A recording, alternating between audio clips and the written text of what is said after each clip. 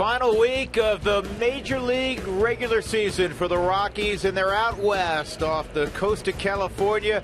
3 at Petco Park in San Diego over the next several days. And the Rockies are officially the hottest team in baseball. They have the longest winning streak in the game at 6 straight. And with that, we welcome you upstairs with my partner, Jeff Houston. I'm Drew Goodman. Glad, as always, that you're along. The Rockies just pounded the baseball. For the first time ever, they took a 4-game series from Arizona, and they took 2 of 3 from the Los Angeles Dodgers. And the common theme is runs, and lots of them. 61 runs to 19 runs. I mean, that tells you how this offense really rolled during this 6-game win streak.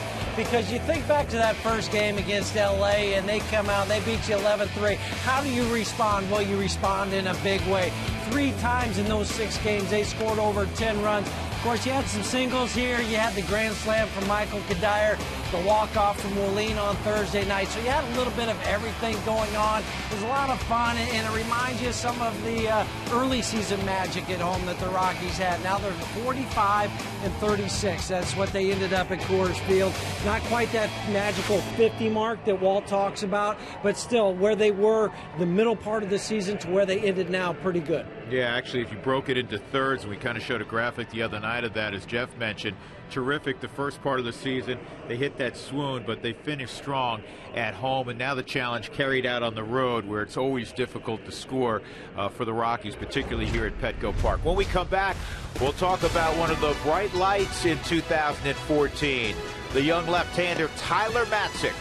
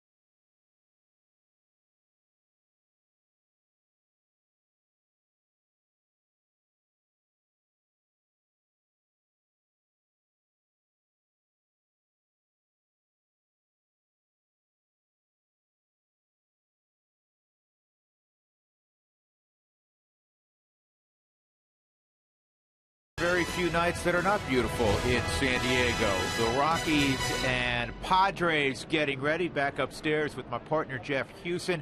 It is the final week of the season, and very quickly we'll give you a graphic on what that will mean for the Rockies. They'll play 3 here in Petco, at Petco. They'll have a day off Thursday in Los Angeles. They'll bus up there, and then they'll play the final 3 games of the season in Los Angeles. Jeff, they could be big games from the Dodgers' perspective. Well, the Dodgers are playing San Francisco for the next 3 days, so you don't know how that's going to all play out. But yeah, it could be big where you play that spoiler role. But the Rockies are 35-35 in the National League West. You want to make sure as you go into this offseason where you have a above 500 record in the division. And a great opportunity to do that. Tyler Matzik will take the baseball tonight.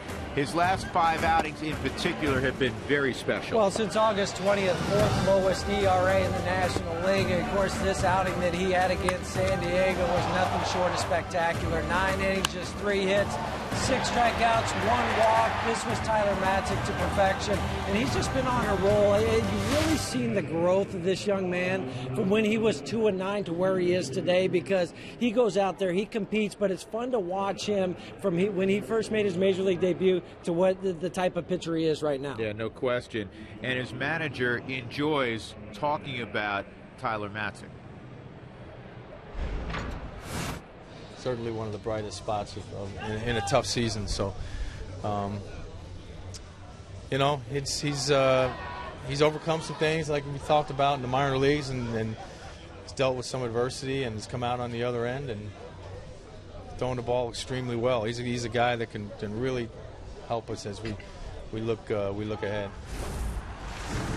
And the biggest difference for Tyler at the big league level has been his fastball command. It would go awry at times in the minor leagues. There'd be a great start, and then all of a sudden there'd be a start where he'd walk 6. That has not occurred at the big league level. He's been very steady. Well, and you need to be here. And he's noticed the difference between what happens in the minor leagues to the big leagues, because if you don't make those adjustments, if you don't spot your fastball, this league will chew you up and spit you out in a heartbeat. Well, he chewed up and spit out the Padres, as you saw the last time he faced them, in a complete game shutout. That's how Jeff got to the ballpark, by the way, earlier today. Rockies getting ready to take on the Padres. Come on back to Petco with us.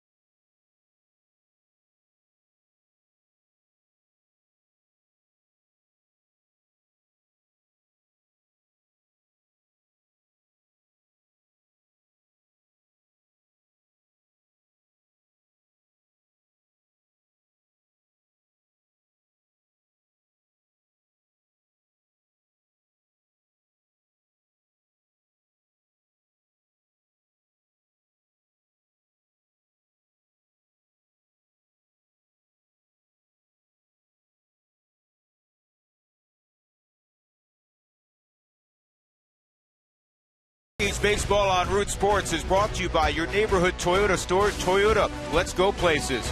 By Inova Cancer Care, taking a novel approach to cancer care. Learn more about prostate cancer treatment at InovaCC.com. And by Southwest Airlines, without a heart, it's just a machine.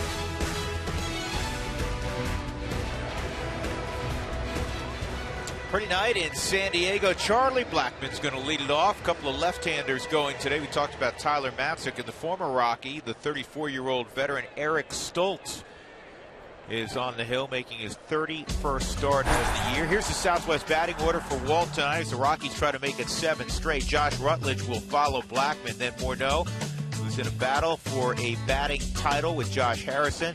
Michael Kadire, last year's champion in hitting at 333. Boys, he's swinging it well. Then Dickerson, McHenry, Enoa back in there, DJ LeMahieu. And the first pitch of the ball game is in there for a strike from Eric Stoltz. Eric Stoltz, every time he lines up, he says, there's the Rockies. It's the 5th time this year he's faced Colorado. He's 0-2 with the 3.91 ERA against the Rocks in those previous 4 starts. 23 innings pitched, 14 strikeouts, 4 walks, and that's something he won't do. He just does not walk guys. Chris Warren's the Rockies' advanced scout. I don't know how much of an advanced meeting there was for the hitters. It's not as if they hadn't heard about Stoltz or seen him multiple times this year. This is lifted to shallow center field. Coming on is Cameron Maben, and he makes the catch. Charlie's retired. Some more numbers on Stoltz, brought to you by Inova Cancer Care. Non-surgical treatment of prostate cancer. Visit InovaCC.com. There's the last Padre to lose more than 17 games. There's somebody else. There's a Bobby J. Jones. He was 8-19. That's a mark that Stoltz does not want to be associated with. Right now he's tied with A.J. Burnett and the Phillies with those 17 losses. But he's not getting a whole lot of run support. No, you look at the ERA, and the ERA is not, I mean, it's a little bit high, but it's not awful. And he's 7-17. Rutledge takes another strike. Well, those are the numbers I was referencing. 7-17. Bobby J. Jones, not the Bobby Jones that pitched for the Rockies. Clay Kirby was a good pitcher in his day. Randy Jones, I always remember the I've been collecting Sports Illustrated for years, and I remember it like it was yesterday. Swung on a miss, a strikeout of Rutledge. When Randy Jones was having his Cy Young year at the All-Star break, I think he had 15 wins, and it was threat to win 30. That was the title on the cover around the All-Star break for Randy Jones. Here's the Padre Defenders, brought to you by Excel Energy. Visit responsiblebynature.com today to learn more. Tommy Medican left, Cameron Maben in the middle of Reimer Liriano. Big curveball swung on and missed. Alexi Amarista has been playing shortstop every day, and he's been doing a really good job in the absence of Everett Cabrera. That's fouled off, and it's 0-2. Well, 39 out of the last 40 games that Alexi has started. Bud Black was saying yesterday, after the Padres finished their sweep of the Giants, how valuable he's been. Amarista. Well, you can't discount the fact that you have somebody that has been more known as a utility guy, can play the outfield, and then you say, no, I need you to play shortstop every day. That is a rocket right at the aforementioned Alexi Amarista. So Morneau hits a bullet, but it ends a 1-2-3 inning for Stoltz. Tyler Matzik up next.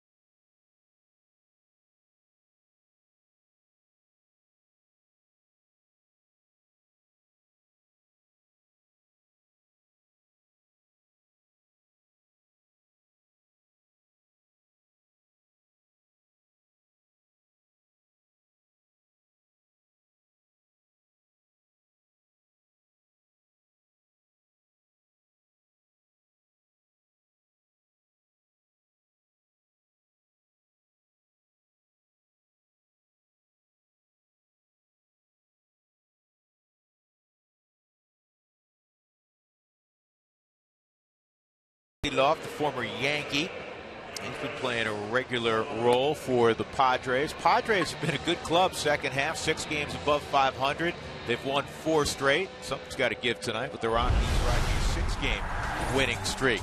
Here's the Southwest batting order tonight for Bud Black. Cameron Maybin will bat second. Then Jed Jerko swinging it better, even though the average doesn't really reflect that. Rene Rivera's had a solid season. Yasmani Grandal will bat fifth, play first base. And Medico Liriano Almarista in front of Stoltz. So here's the switch hitting Solarte against Tyler Matzik. Tyler looking for his 7th win of the year and thus his career. His first pitch is down low, ball 1. 19th start tonight. And this is a fist job to short, and Rutledge gobbles it up. Man, you better check your hands. Yeah, because that was almost where he caught it right above his hands and then threw it out to shortstop. That's how bad he was jammed. Ow. Pick up your thumbs on the way by, too, because they just broke off. How did that not break the bat? Because he didn't have enough bat speed coming through the zone to break it. I mean, they talk about a cut fastball. Man, oh, man, that was a thing of beauty from Tyler. He'd like to take both hands and put them in an ice bucket right about now. I think it wasn't one of those cold nights you have in April or late September. There's another cutter in, ball 1 on Cameron Maybin. Mike McHenry handling Matzik tonight. Been very impressed talking about McHenry with how Matzik will follow a game plan. This is on the ground deep short. Got to get rid of it quickly with Maybin running. Beautiful throw from Rutledge, 2 outs. Yeah, and Josh knew how much time he had because of how hard that ball was hit. You get 2 challenging plays to begin for a shortstop. Got to come get one. You got to go on a backhand. I'm right in the game. I'm ready to go. Yes, you are. So is Rutledge because he's on top of it. Here's the Inova numbers on Tyler Matzik. Non-surgical treatment of prostate cancer. Visit InovaCC.com. Well, the first 13 starts for Tyler, he was 2-9 with the 5.38 ERA. How about these last 5? 4-1 with a 1.56.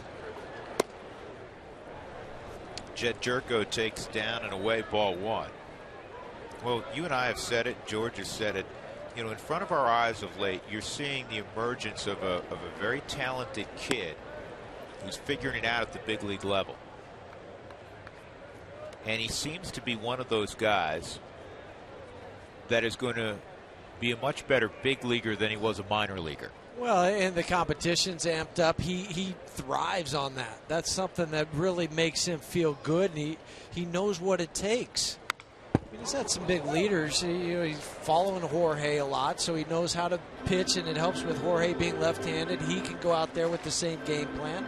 But don't discount the value that LaTroy Hawkins might have on him, or a Matt Belisle, some of those guys that have been around forever, and they've been starters, they've been relievers, so they know what it is and what it takes.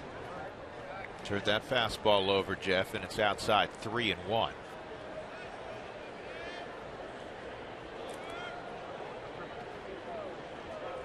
Walt looking on. Here's the 3-1 to Jerko, and it's a little bit low, so ball 4. Jerko will go to first with 2 outs, and Rene Rivera will come up. Here's the Rockies defense, brought to you by Excel Energy. Visit responsiblebynature.com today to learn more.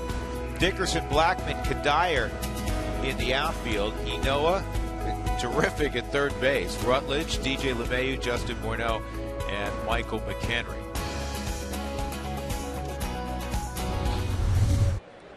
So here's Rene Rivera, who lost about 20 pounds in preparation for this season. And he's gained about 20 pounds in batting average this year. He's caught more games than he ever has. He's in better shape, so Bud Black feels like he can roll him out there game after game after game. Doesn't need to take a day off. He's hit 7 of his last 8, 346 batting average, and tonight's his 81st start behind the plate. And McHenry, after 4 straight out of the zone, is going to come out and visit with Matzik. 2-0 on Rene Rivera. It was smart from Michael to go out and just kind of slow things down for a moment for Matzik. Time for the Steel Tea Heating and Air Cool Stat. Never a trip charge for repair. $69 value. Steel Tea. The T stands for trust. Go to steeltea.com. So check this out. Jeff was talking about some of these numbers. Since August the 20th, more than a month, he has the 4th lowest starter ERA in the National League. Didn't feed him a fastball 2-0. He got a sharp slider that was swung at. It's 2-1. And that's why he's 4-1 in the 5 games that he started. 2 Pirates and 3 guys out of the NL West. But think about that one loss he had also. That was a gem that he pitched against the Mets. He only gave up 2 earned runs in the 6 1/3 innings on 4 hits. And in his last outing, that slider's down 3-1. In his last outing against the Dodgers, he made big pitches when he had to, and the good ones always control traffic. He gave up 11 hits. Right. That's a lot. But he only gave up 2 runs. Got some double plays when he needed to. Hit some strikeouts. 85 pitches. Those are those growth moments for a pitcher. You're going up against the Dodgers, who are leading the division. And a heck of a lineup, swinging the bat well. This ball's lined in the gap in right center field, and Jerko around third gets a green light from Hoffman. He's going to score. And a 2-out walk. 2-out walk comes back to hurt Tyler Matzik. Rene Rivera hit that a ton. He has really been impressive in the second half in particular for Bud Black's team. 41st RBI for Rivera, 1-0 San Diego. Well, and what you're hoping is that as a hitter, he gets jumpy and tries to pull a pitch that's away from him, but Rivera did not. Takes it to the double the other way, 18th of the season, even ahead in the count, but the walk to Jerko as he comes trotting home. Grandal takes a 93-mile-an-hour fastball in the outside corner for a strike.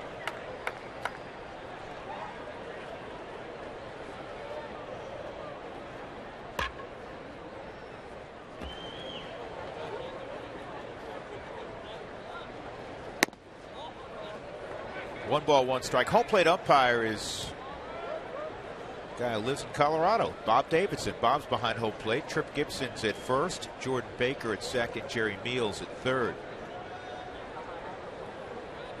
Bob's good ball strike umpire. Here's the 1-1. At the knees at 94. Looked like those last 2 fastballs, 3 fastballs were of the hacked off variety. Well, he was, because that's also the first batter that he'd thrown a first pitch strike to. The previous 4 he'd fallen behind. Slider count. There it is, and he gets the strikeout on Grandal. In the inning, a 2-out walk and then a double by Rivera, and the Padres take a 1-0 lead as we go to inning number 2 at Petco Park on a Monday night in San Diego.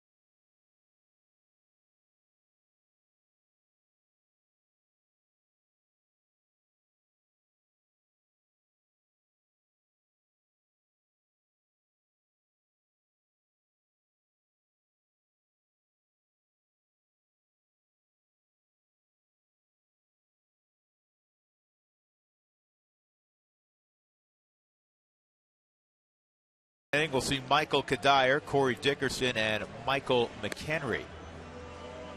Well, Stoltz has seen the Rockies 4 other times this year. He's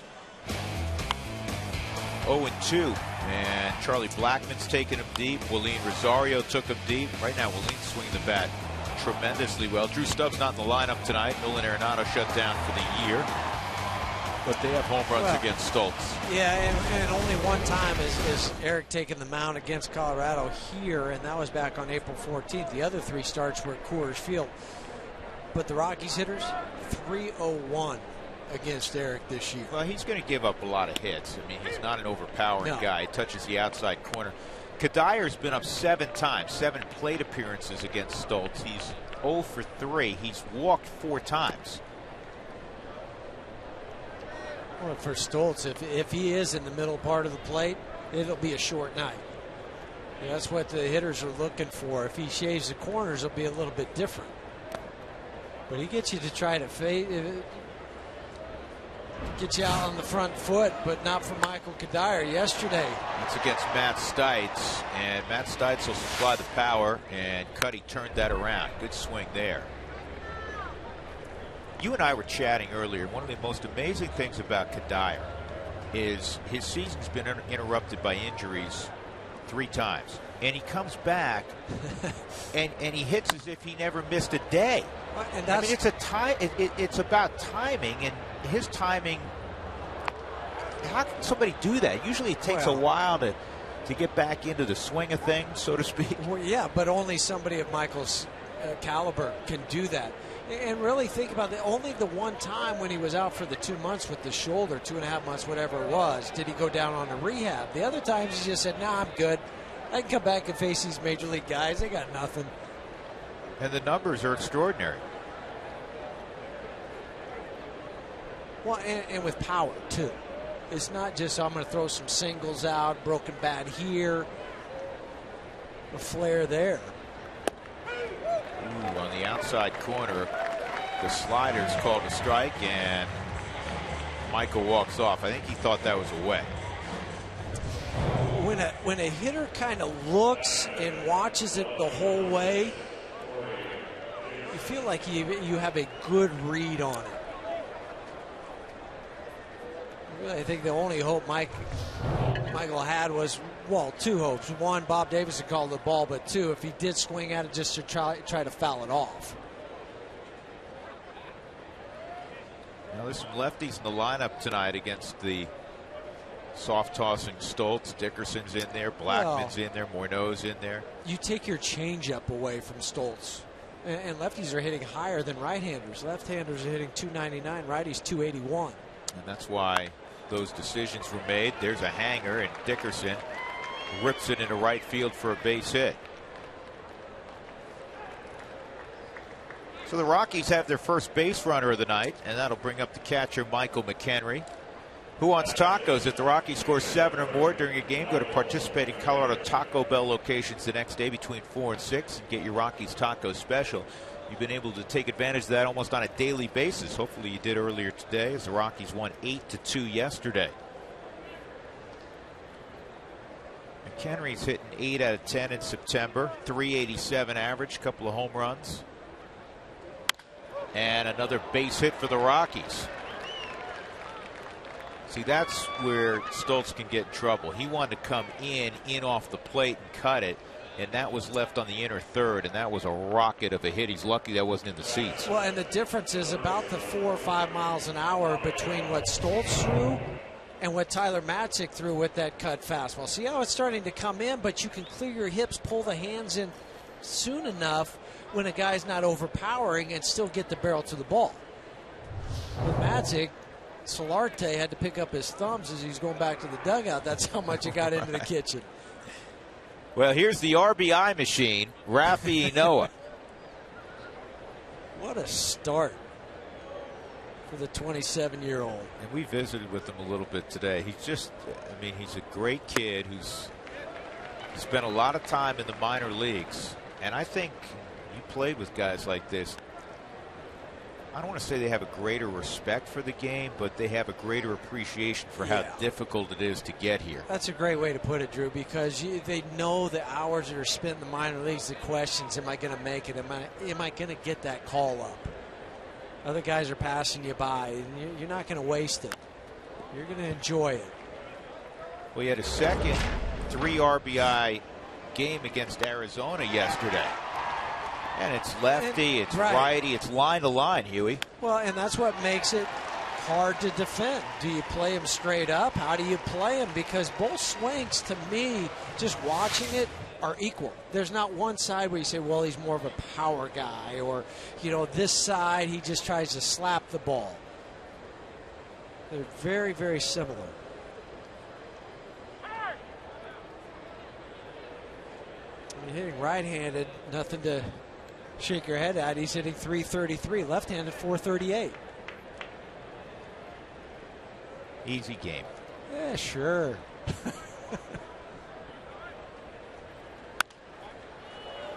And that one's going to drop. Nope, infield fly rule. They waved that off. Infield fly rule, and so the batter is out. Dickerson stays at second. McHenry stays at first. That was kind of a late call, and that's though. why Bud's coming out. I mean, I think either way they'd get there's going to be an out recorded. I think Bud wants a better explanation from Jerry Meals, the crew chief. Well, Chris Caccione, who's an outstanding Major League umpire, and he's cut a number of different scenarios for us, and one of them that we asked him about was the infield fly rule. Here's what he said. The infield fly is less than 2 outs, runners on first and second, or first, second, and third are the only times you can have an infield fly. With those being met, the ball has to be hit and caught by an infielder with ordinary effort. We had one in the postseason, Huey. Remember it a few years ago where it was in short left field, and it was a late. Wasn't it just last year? Was it last year where it was a late infield fly call? And that's a tough call for an umpire, but they used it here, and it's not. This wasn't a typical pop-up. This was kind of a bloop. Right, and what they're saying is Solarte could have made the play with reasonable effort. With reasonable effort. And it was a smart play by Solarte. Let it drop to try to get a double play. And see what the runners do. Maybe they panic. Say, well, I've got to run. Enoa ran, but at the very least it would have been a double play. He would have gone to second, because obviously Michael McHenry had to stay near the bag at first, because it looks like it's going to be caught. And it'll just go as a put out to the third baseman. Ultimately, the third base umpire, Jerry Meals, I believe, made the right call. You're right. It was 2012, Atlanta, St. Louis. Good swing there by LeMahieu. He's behind 1-2.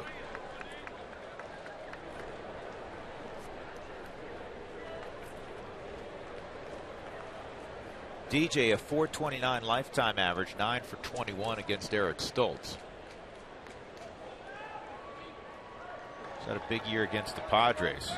Rockies are 9-7 against San Diego. This is another team in the West they can take the season series. They took the season series from the Giants. With the 4-game sweep, they came from behind and took the season series from Arizona. With one more win, they'll take the season series from San Diego. Stoltz gets the strikeout, and the Rockies leave 2 aboard. Got a couple hits against Stoltz. Middle of 2. San Diego up 1-0.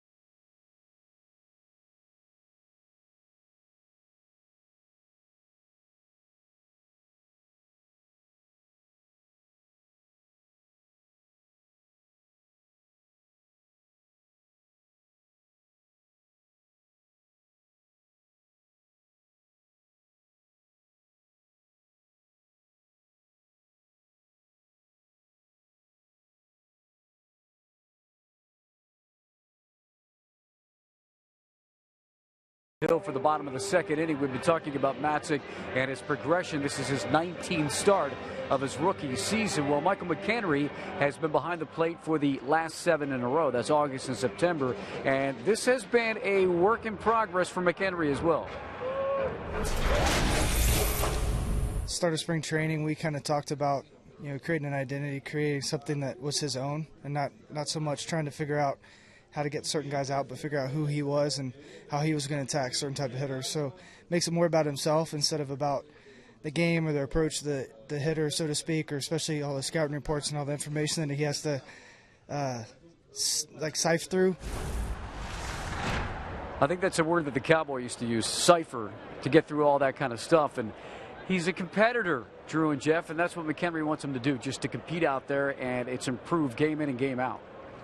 It absolutely has, and he's got a good guy to work with, a veteran guy. He's got a lot of savvy, takes a lot of pride in what happens 60 feet 6 inches in front of him in Michael McHenry. Well, and I think players too at times forget sometimes their strength, and because there's so much information in the scouting reports. Tommy Medica hits a high fly ball to Michael Kadire in right. 1 out. So with those scattering reports, you start to attack people's weaknesses, and sometimes those weaknesses, it might be your weakness too. So you forget about what your strength is. Yeah. Reimer Liriano comes up.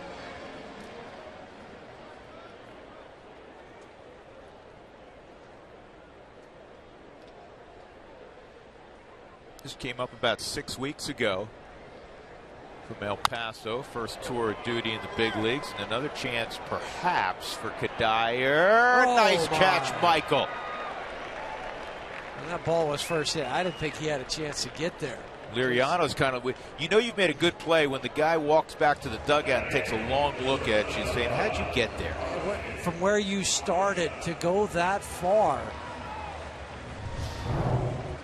I mean, you know where you're at on the field, and the good thing about here in San Diego is there's a lot of room, especially down the right field line from where the foul line is over to the wall. It's a difficult play anywhere, but as a road player, Jeff, it's that much more difficult, isn't it? Because it's not your home ballpark. No, but the thing that does help, though, is you played here enough because it's in your division. Somewhere else, no, I would agree with you. You're definitely not making that play in Chicago. It's 5 rows deep, maybe even 10. The bricks would take out your quads. 1-1 on Alexi Amarista. That's inside. 2-1 on the Padres shortstop. When Cabrera is healthy, Amarista's like that chess piece that gets moved all over. Center field one night, third base, second base, shortstop perhaps. Center field. Yeah. To short, easy hop for Rutledge, and a strong inning in the second. 1-2-3. Minimal pitches as well for Tyler Matzik. Nice running catch and foul ground by Kadire. 1-0 San Diego.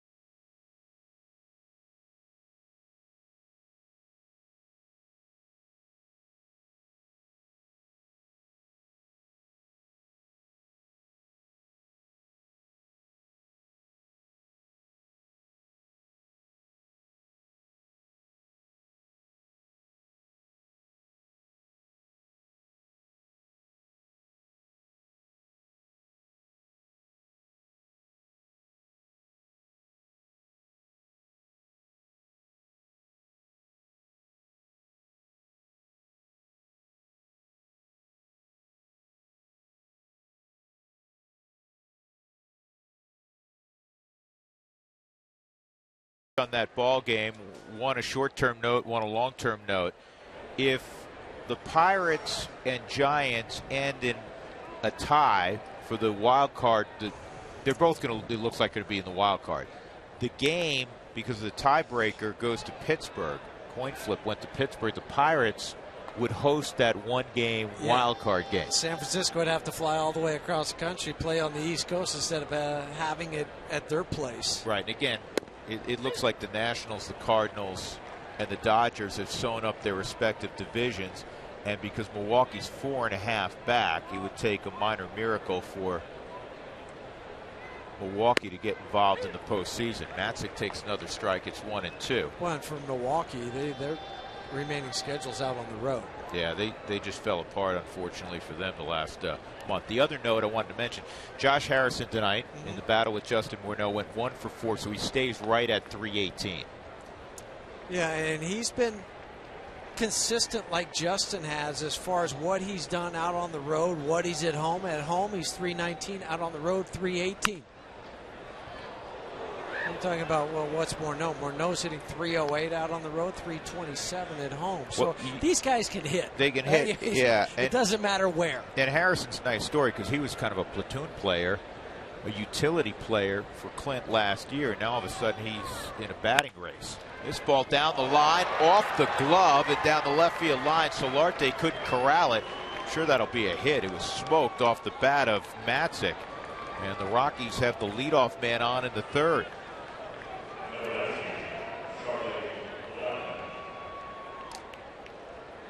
Well, for Tyler, that's hit number 7. 7 for 37. Solarte got eaten up by that 2-hopper. It was hit hard over the top of his glove. You know, Huey, we have a lot of fun when pitchers come up and that sort of thing, and sometimes you tease them a little bit about their swing. It is so valuable when you have a guy that can contribute occasionally offensively, like a Matzik, like a Jordan Lyles. Well, it just helps you as a manager.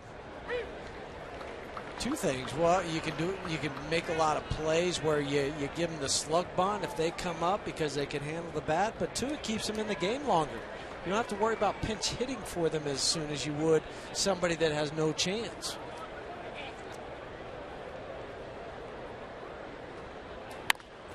This ball on the ground at second. Blackman's going to have to hustle up the line, and Amarista fired it to first and got Charlie by a half a step, so it's a 4-6-3 double play. Coming up in the 5th inning, as we do every night, we'll answer as many questions as we can during Toyota Talk. So tweet your questions now using the hashtag Toyota Talk. Talk about how rare that was. That was just the 3rd time this year that Charlie's grounded into a double play in 571 at bats.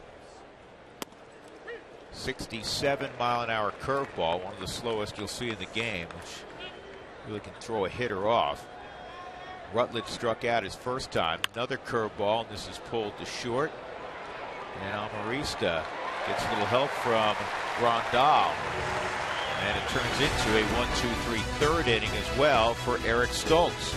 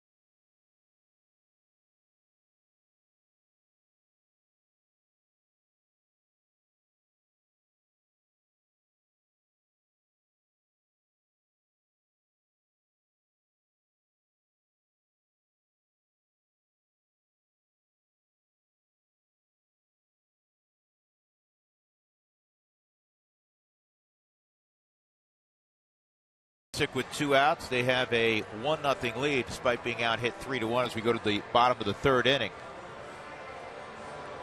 Tweet us your Rockies fan photos. Use the hashtag COFanPhoto for an opportunity to have it seen this week. Brought to you by AT&T. With Jeff Hewson and Mark Stout, I'm Drew Goodman. Final 3 at Petco, and then it's on to Los Angeles to conclude the season Friday, Saturday, and Sunday for the Rockies. Again, Colorado's won 6 straight, longest winning streak in Major League Baseball right now. Padres have won 4 in a row.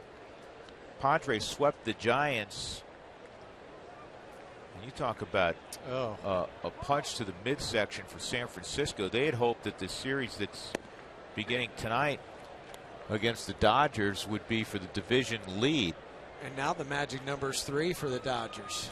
They have to swim. I mean, they have to go clean the rest of the way and hope the Dodgers get swept the rest of the way. So again, get back to that question you posed earlier. You know, what will the Dodgers be playing for next week? And they still could be playing for, assuming they've already won the division, still could be playing for best record in the National League, though Washington has a jump on them right now. Swung on and missed. Stoltz is gone. 2 strikeouts now for Tyler Matzek. Well, Washington had a 2.5 game lead. It was as far as the best record in the National League coming into tonight. So you have that. Washington is off tonight, but then they're at home against the Mets starting tomorrow.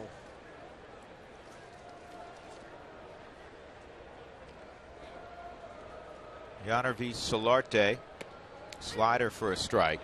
Auto glass issues, trust Safelite online at safelite.com, on the phone at 303-287-5000. Solarte hit a ground ball to short, and this ball is punched through the right side, a single.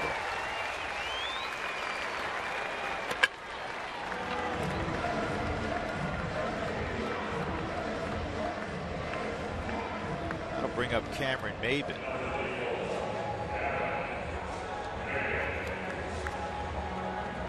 Subaru each night brings you the manager's challenge. If we have a questionable call, instant replay naturally will be used. It's brought to you by Subaru. Love, it's what makes a Subaru a Subaru.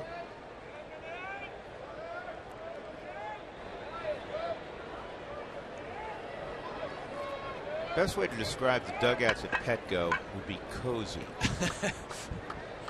They're small, but they're deep. There is a little room where you can have some guys sitting in front and then the benches behind. What's the longest dugout you ever remember being in? Anaheim was pretty long.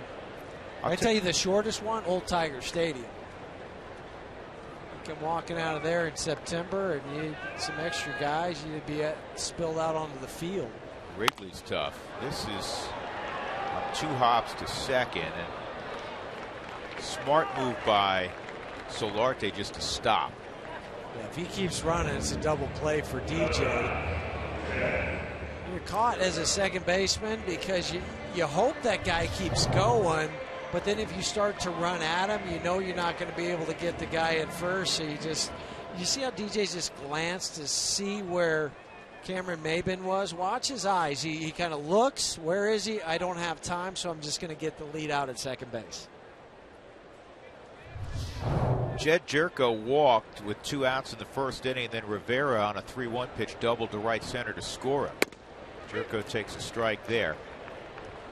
It looks like Matzek now is back in a good rhythm. Well, he's found his release point. That's always key for a pitcher when they're coming out of the pen. Sometimes it's hard for them that first inning to find it because the mounds are different than what you find in the bullpen. So the mounds out on the field. 1 ball, 1 strike on Jerko. I know what Bud Black is hoping, and that's that the second half Jerko is the guy they get for all of 2015, because in the first half he hit 162 with 5 home runs, 24 ribbies, and over 200 at bats. Then went on the DL on June 3rd. He came off on July 28th, and he's hit 261 since. But that's to get his average up to 208. Well, we were kidding when we came in, and we saw that his average was now above the Mendoza line. Said, boy, he has to be hot, because I mean he was buried beneath 200. I'm not talking about like 195. No. He was in the 170s. Yeah, he was on that interstate that you don't like to be on, I-75. Yeah.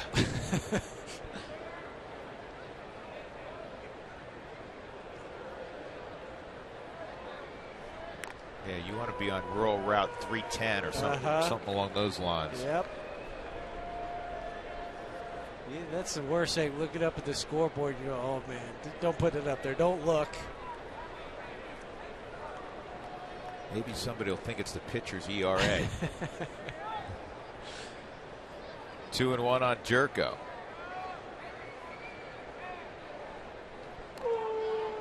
And the thing about it that makes it tough, I'm sure, for Jed, on one hand it makes it easier, but it makes it tough, is that everywhere he goes, if he opens the paper or listens to a talk show, when his name comes up, why did the Padres give him so much money so quickly? Well, and the same thing could be said for the guy at first base and Cameron Maybin. Yes, true. But to me, it seems like I know the pressure. Well, I've never had that pressure where I had that long-term deal. But to me, it seems like it'd make it easier to go out and play. You would think, but some guys maybe try even harder to live up to the deal. Maybe I was just hoping I had that chance one time. That ship's probably sailed for you. It's gone. I know. Unfortunately. Another foul ball on a 94-mile-an-hour fastball from Matzik. But he hasn't set up for the slider. That's what he wants to go to. Back foot slider that's produced so many strikeouts for Tyler. Curveball.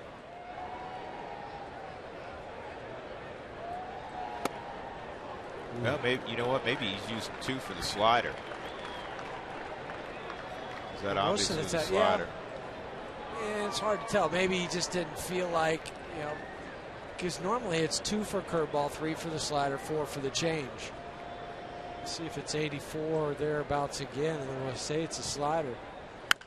That was definitely a slider.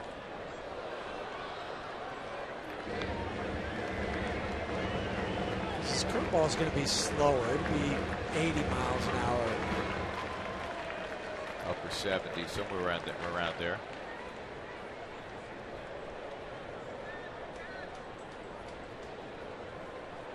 Maybin again will be off with the pitch. 3-2 on Jerko. And that is worked into left field by Jerko.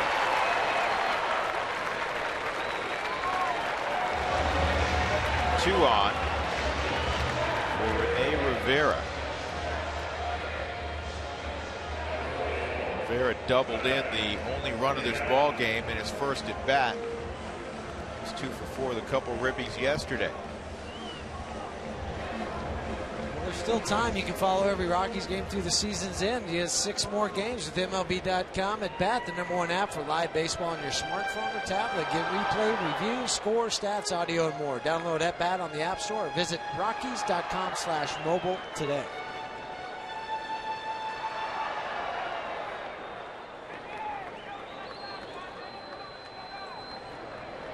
Rivera drove in 4 in the San Francisco series.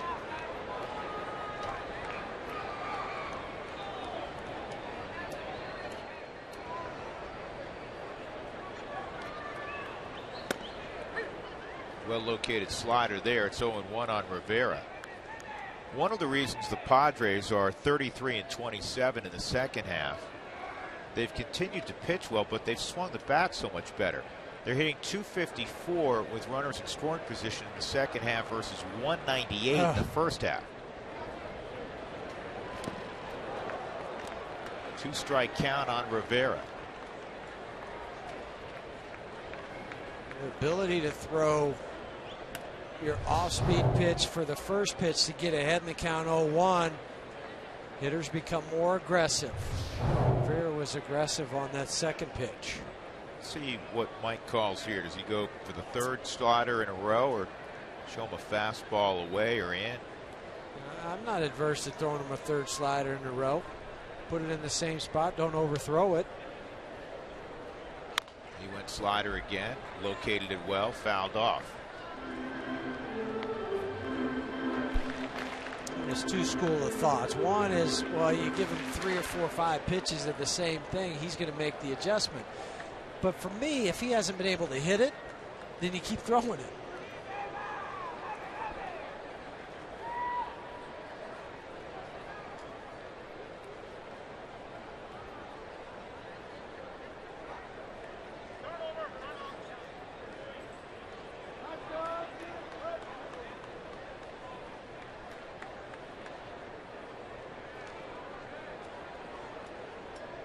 Tyler shook off the first time. So this is the pitch that he wants to throw. And he got him. And you know what? He took a little something off that breaking ball that time to get Rivera. Big punch out of Rivera. 2 are left on. We'll go to the 4th, 1-0. Middle of the order for the Rockies.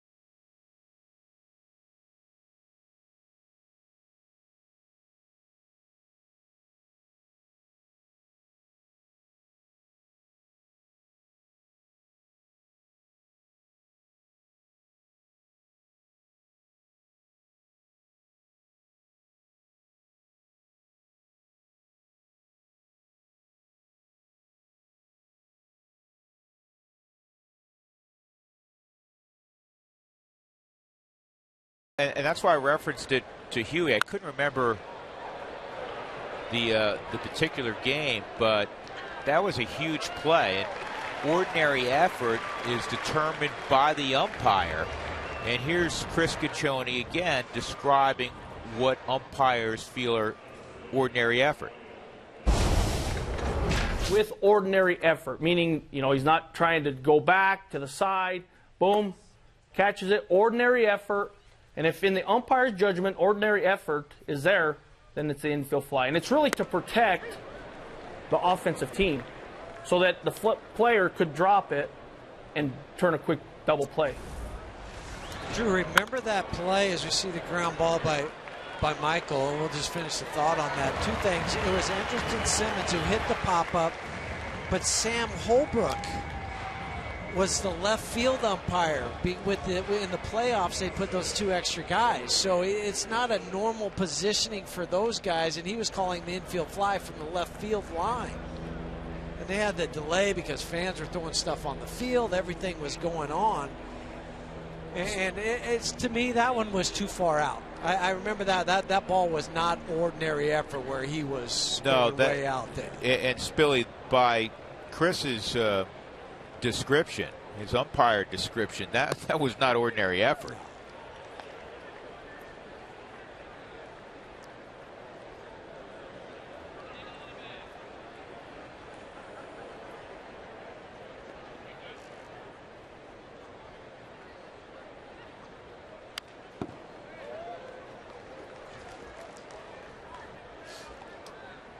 Oh.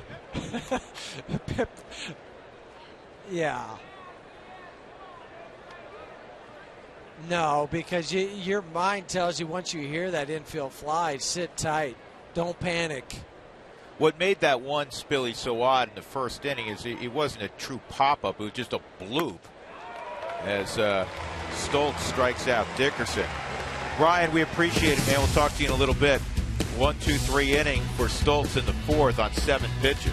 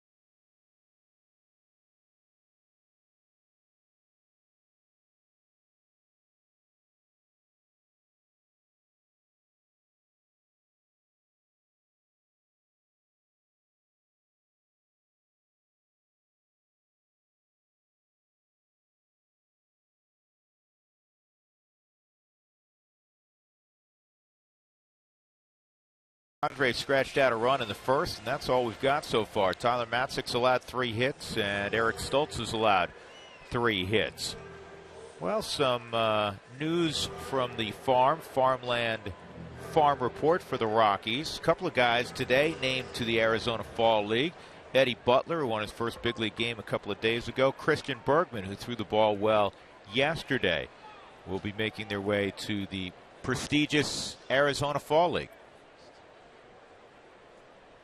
Yasmani Grandal got the bat broken and a little flare to LeMahieu. 1 pitch, 1 out. Well, and it's nice, really a feather in the cap for those guys to be able to go to the Fall League because so many guys have progressed and had great careers. Of course, Nolan a couple years ago was MVP of the Fall League, and that included Bryce Harper and Mike Trout during that time. But also, it's important for guys that go there and manage, or pitching coaches or hitting coaches like the Rockies. You're going to send Kevin Riggs there, and he's going to be the hitting coach. He was up for both of them, whether it was going to be the manager. He was put in for either the manager or the hitting coach. Well, Stu Cole managed the Arizona Fall League. I think they won a championship under Stu, the Salt River Rafters. Right. I believe that was the year Nolan was the MVP of the Arizona Fall League, Nolan Arenado, when Mike Trout was down there. You were talking about that, right? Yeah. So it is very prestigious.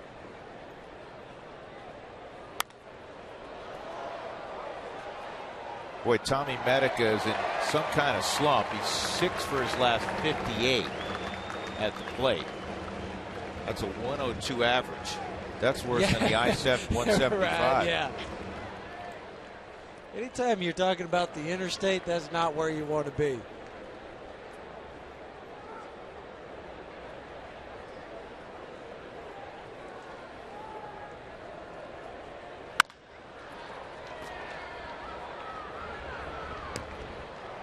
Well, you can look back and say, I got the barrel on it this time, but he hit it right into the ground. 2 hops to Josh Rutledge, who's been busy. Yeah, I'm not even sure those victories are any good now. Yeah. When people talk about moral victories, I'm not a big believer in a moral victory. Either one or you lost. Thank you. That's what John Fox said today, and I think a lot of Bronco fans are saying that.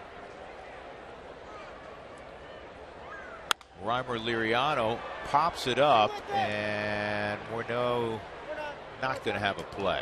Nor did that gentleman. Well, he had a play, just didn't make it. And he had a glove, too. Listen, Willie Mays could catch it belt high. You got to get the ball, get the glove above your eyes. Go coach him up, Healy. Just look at all the way in. Glove above the head. Oh, see, that you lose it the last 2 feet if you have your glove by your hip. It's bad technique. Can't have that. No. He's going to have to stay after practice. You can't basket catch in the stands. No.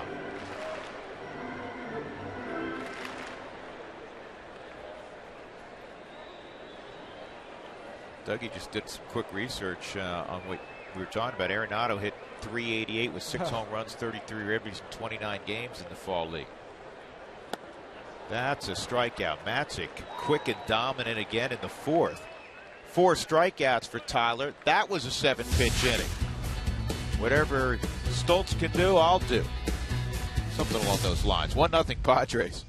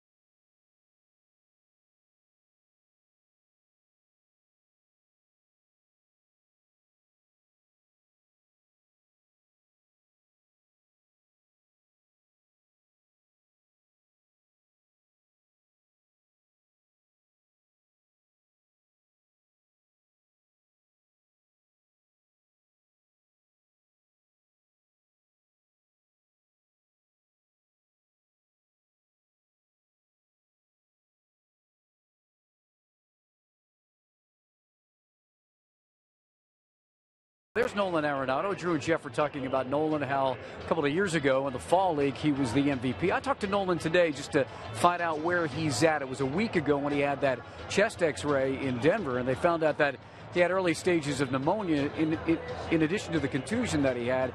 And he said, you know what, when the team was on the road a couple of weeks ago in New York, he just couldn't get right. He said he had some massages, he had some ice baths, nothing felt good, he couldn't sleep well, and it just kind of caught up with him.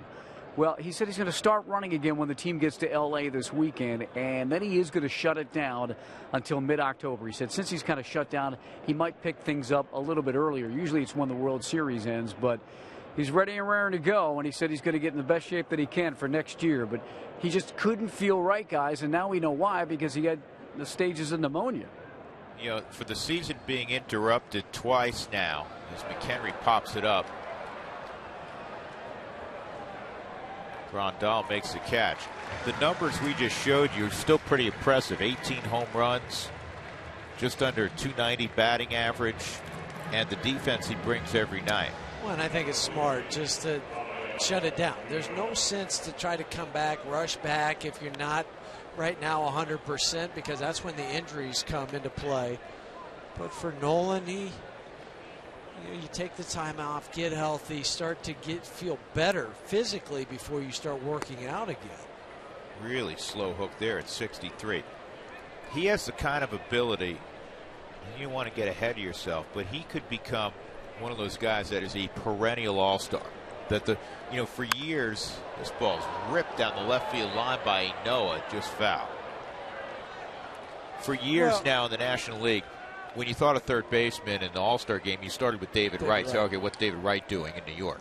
Right, but now where David is in the point in his career, then this is the next guy. Nolan's the next player. He's already has the name out there with winning the Gold Glove. I think that's the first hurdle that any player has to get over, is to have that name recognition, not only locally but nationally. Absolutely. Here's the 1-1. Noah shortened up.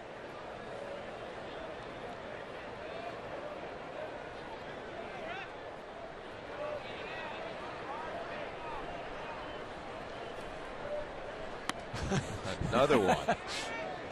There's like something you do in the backyard. Hey, let me just throw you a couple curveballs here.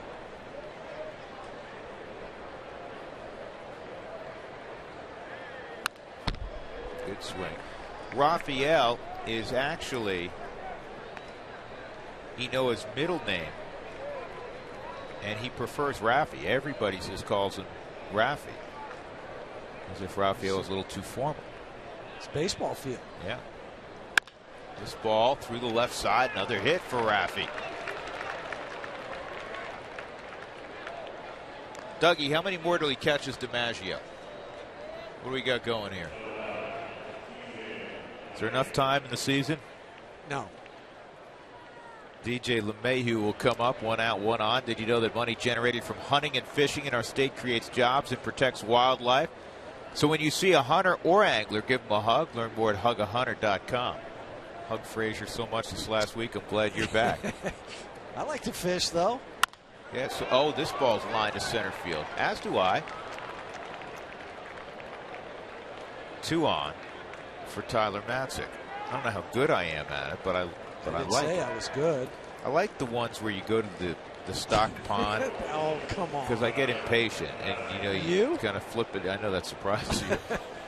throw the rod out there. The next thing you know, you got to fish. The kids like that. Yeah, they do. We'll just go to the grocery store. Doug just did some quick research, by the way, and Rafi has 52 games to go to catch Joe DiMaggio. Carried over, right? Yeah.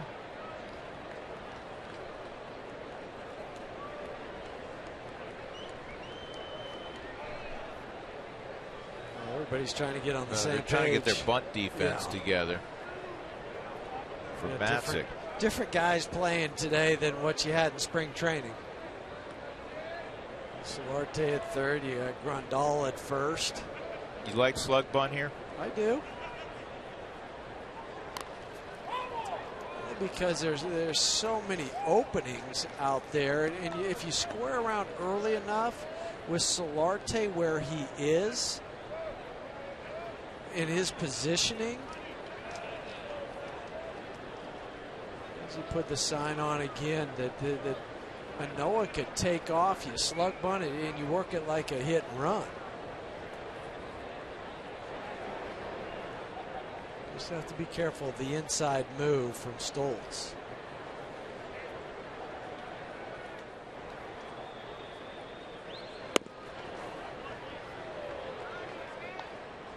Fans Coors Field tours are available year-round, so call 303 Rockies for your chance to go behind the scenes.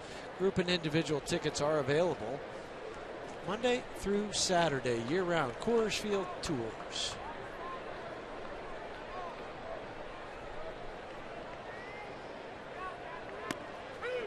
And that was pulled back, but a called strike, so it's 1-2.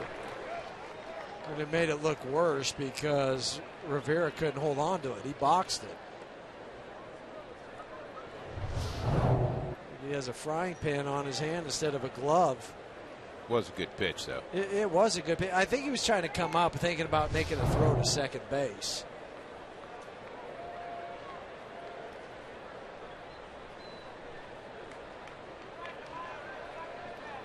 Matzik pulls it back. It was a foul ball. Slug bunt. You just have to be careful with Tyler because he likes to slide up into the box where he has his right foot right on the batter's box line. And then if you slug bunt and you make contact with your foot out of the box, you're going to be out.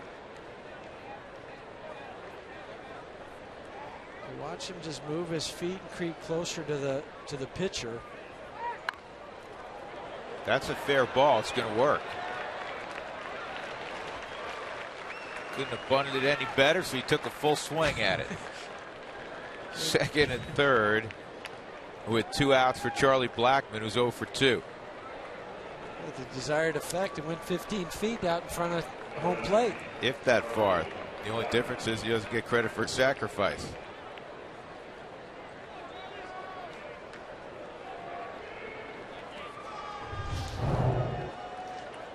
He was creeping up, but he does not take a step. That's what allowed him to swing at this.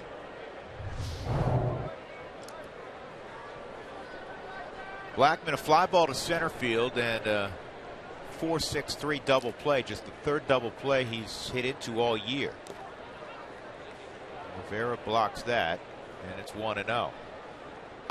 16 games against San Diego. Charlie, 323.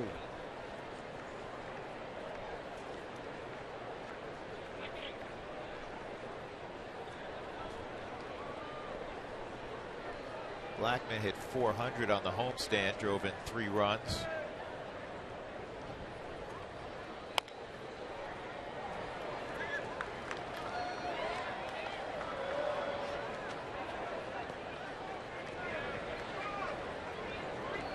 Is this one of those guys, Jeff, where hitters will say they sit in between? Yeah, and this, I was just thinking that this is a kind of a count where you are in between, because most hitters you would be thinking, or most pitchers you'd be thinking is going to be something off speed.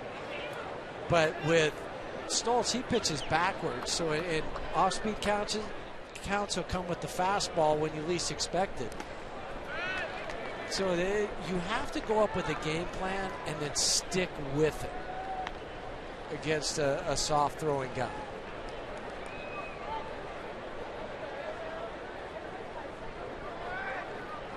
You know, though Stoltz doesn't have the overpowering fastball, you're still, with him, you still got to cover anywhere from about 88 down to 63 or 64. Preset with the circle change. 3-1, Rutledge on deck.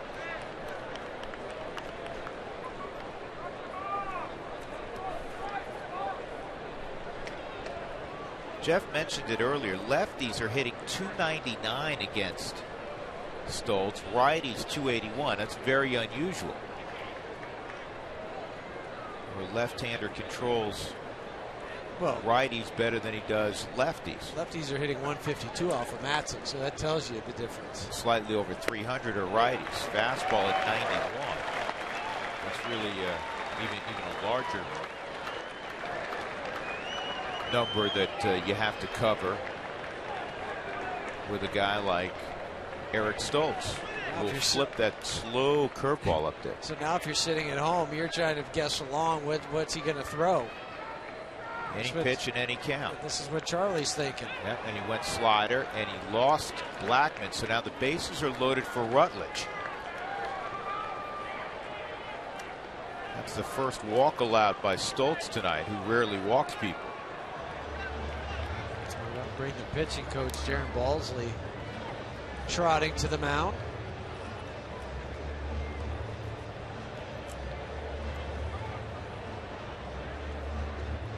A reminder that Papa John's will give you 40% off your online order the next day after every Rockies victory. The promo code is what you have to punch in. Rocks win. Pretty simple at papajohns.com.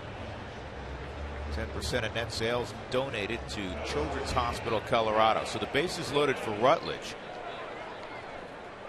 A strikeout and a ground ball to short tonight for Rutledge. Josh 1 for 4 on the season with the bases loaded. That one hit was a double. Rutledge a home run on Saturday, a 2-run home run, his first home run in a couple of months, and he gets the slow hook at 67. Josh just 3 for 26 this year against the Padres. Looking to change all that right here. Rockies down 1-0, top of the 5th. Manoah, LeMahieu, and Blackmon all aboard. 1-1. And they are playing very shallow in right field. and playing into the off gap is Cameron Maben. So a ton of room left center and down the left field line into the corner. And with Charlie Speed, if you do hook it down there, it's going to be 3 runs. 2-1. Patient at bat for Rutledge. He's got the count in his favor.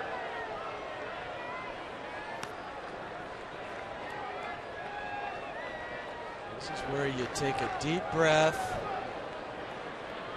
and don't expand the zone. He got what he wanted. He got a fastball out over the plate. He just missed it. And he was tardy on that. It leads me to believe he was thinking something off speed.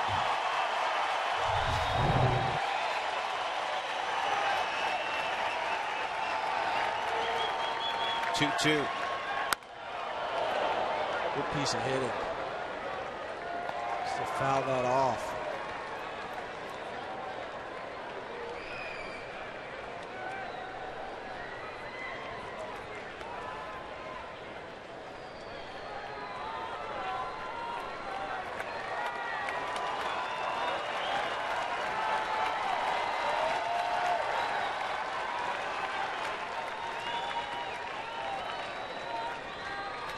Bud Black sees, of the 81 home games, about 77 of these games each year. 1-run affairs. 2-2, and it's now full 3-2. That was a real misfire for a guy like Stoltz.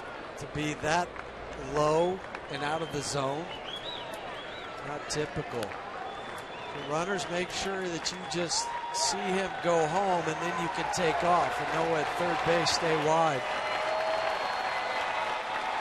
3-2, and the fastball's fouled off.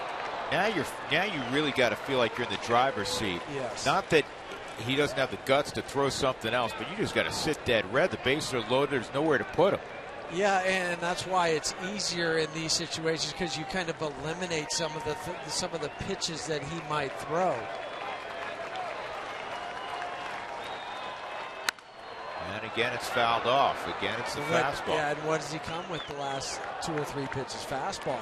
All fastballs, yep. 89 miles an hour on the last pitch. Just the 5th at bat this year for Josh Rutledge with the bases loaded. 9th pitch of the AB.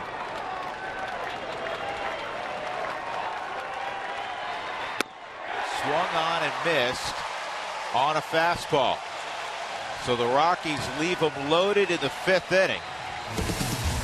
It remains 1-0 Padres.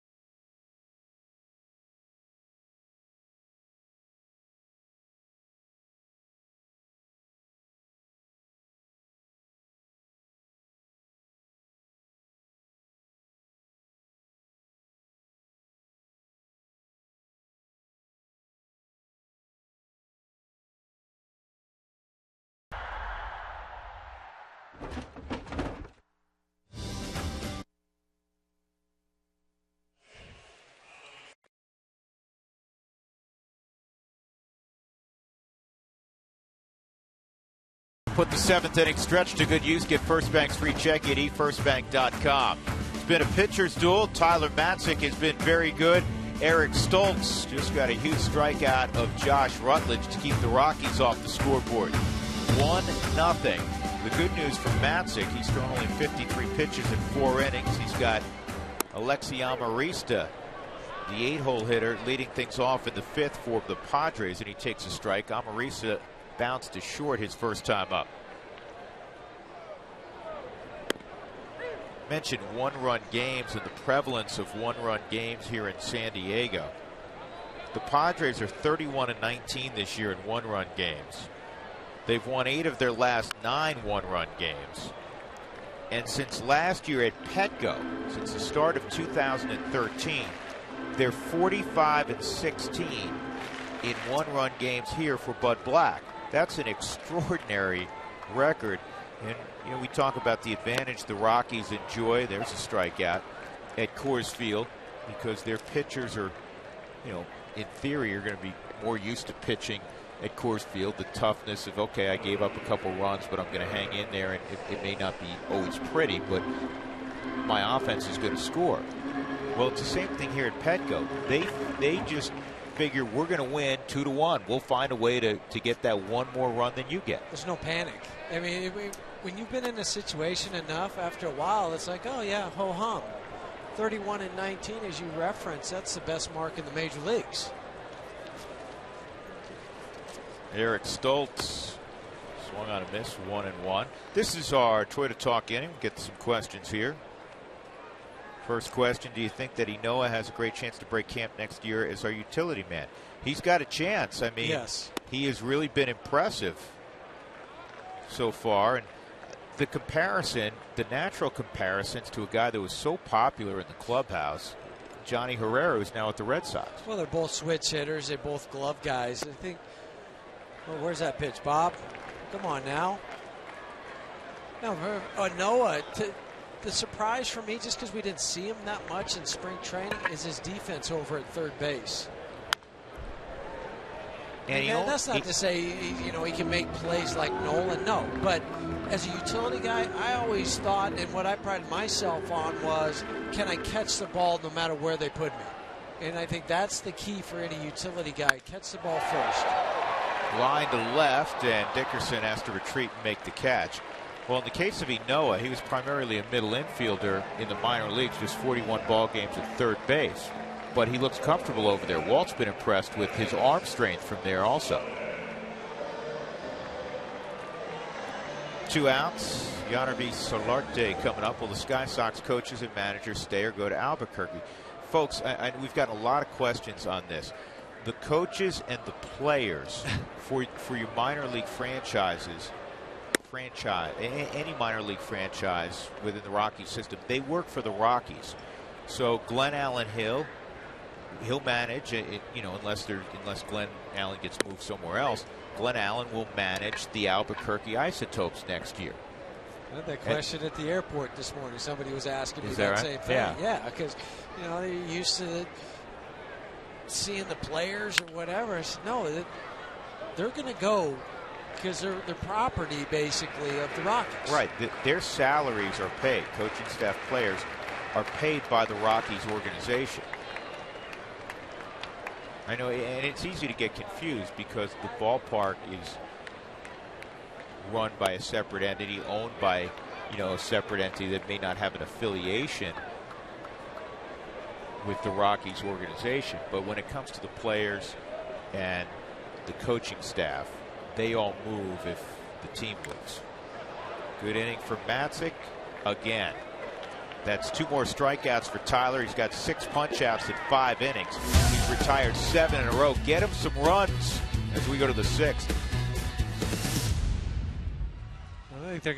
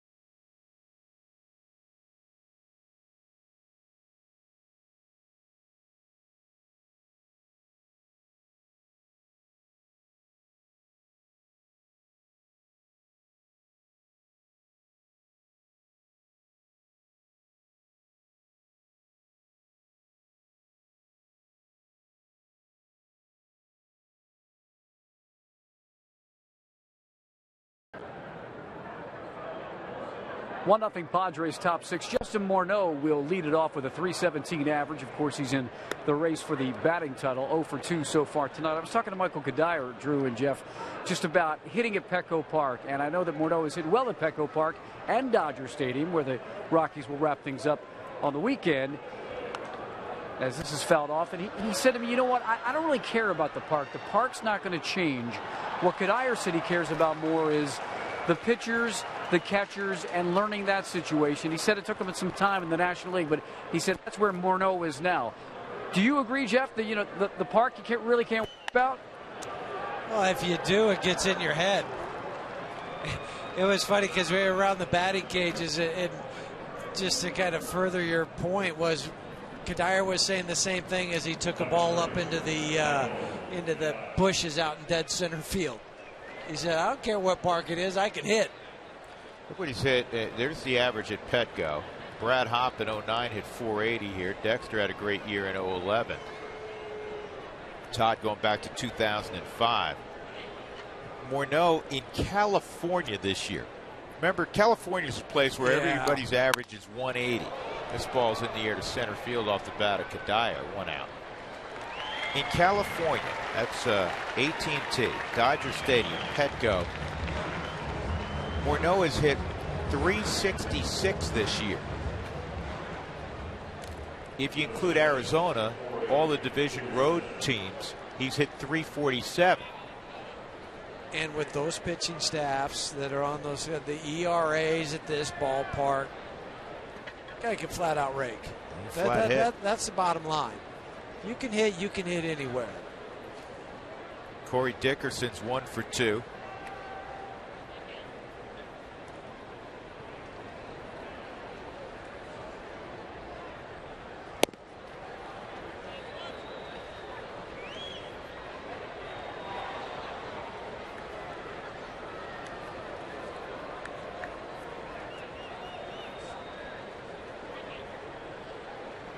On Dickerson.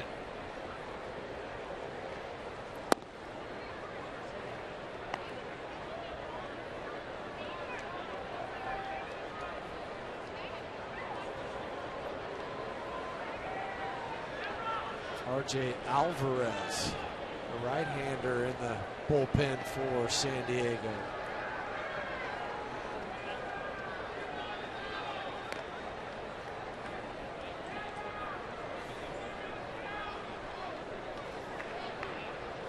Grandal at first base. He didn't play any first base in the minor leagues. None. To my knowledge, I don't know if he played at the University of Miami either. I'm not sure, but this is the first time this year that he's played first base in his career. 2-0. Good changeup.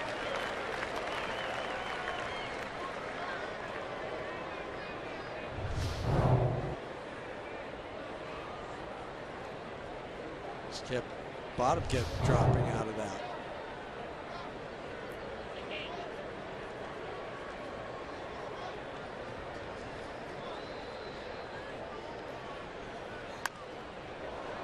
Corey fired at a pitch shoulder high there. 2-2.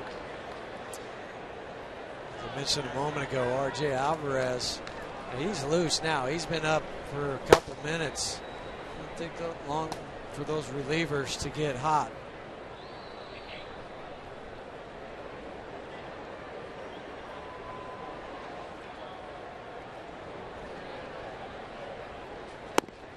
Down low, 3-2. Stoltz looking in like he wanted that pitch. That looked like it's Bob Davis clearly low. There's some barking going on between the dugout and Bob. You start getting that pitch, it's going to be a really long night. Don't change your zone. Low and away.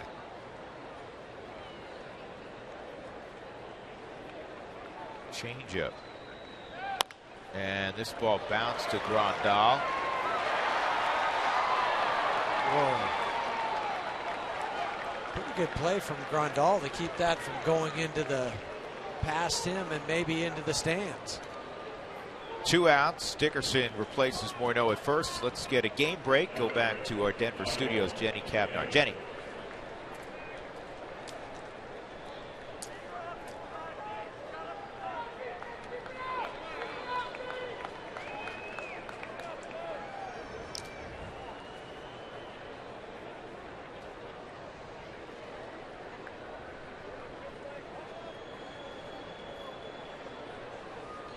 All right, Jenny, thank you. The Royals now 14 games above 500. Still a chance at that division. The Athletics are winning 6-1 right now against the Angels. The hunt in the American League not decided really like the National League. Mariners still have a shot. They lost tonight to the Blue Jays 14-4.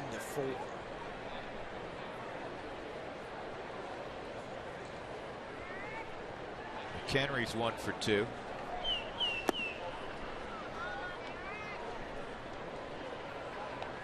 Has a feeling tonight, it's such a typical San Diego game here, that you may have to have a man aboard, just run into one, hit one in the seats.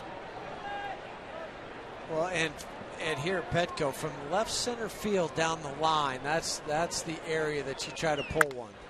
This ball's line to center field. Maben is right there. Leadoff single by Morneau, nothing else afterwards. Middle of 6, it remains 1-0. That run for the Padres came in the first frame.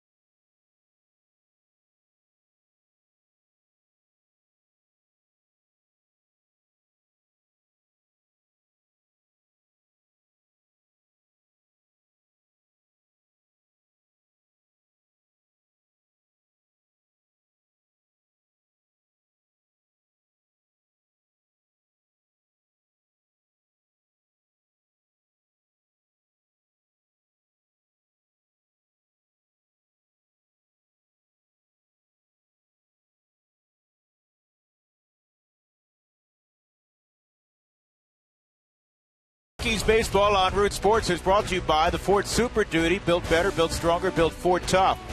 By Southwest Airlines, without a heart, it's just a machine. By CenturyLink, your link to what's next. By Dodge Ram. Ram 1500 is Motor Trend's 2014 Truck of the Year and first ever back-to-back champion. And by Blue Bell Ice Cream.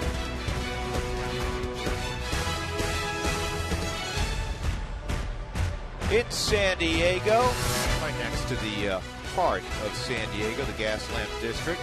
We are at Petco Park. Padres leading 1-0. Drew Goodman with Jeff Hewson and Mark Stout, Cameron Maben, Jed Jerko, Rene Rivera. 2, 3, and 4 in the 6th inning for the Padres against Tyler Matzik, who's retired 7 in a row.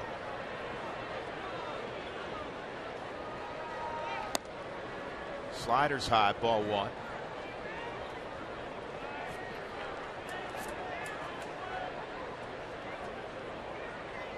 Maben's battled a lot of injuries the last couple of years. He's 0 for 2 tonight. Last couple of years, he's played just 104 games at .230 average. Not the power he displayed the year he got the big contract. The stolen bases are down. He's got just two home runs his last 104 games, and he lays down a bunt. Fortunately, that's right back at the pitcher Matzik. Thank you. Speaking of thank yous, we thank everybody for tweeting in their questions during Toyota Talk. You can always check out our Facebook page. A lot of good stuff there at facebook.com/RootSportsRM. Jed Jerko, a walk and a single.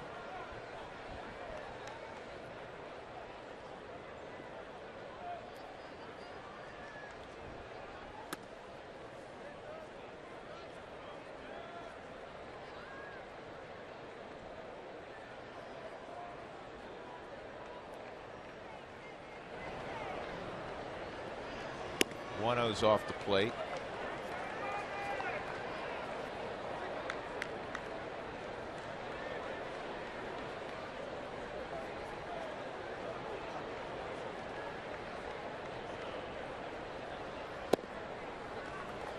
And a 3-0 count on Jerko.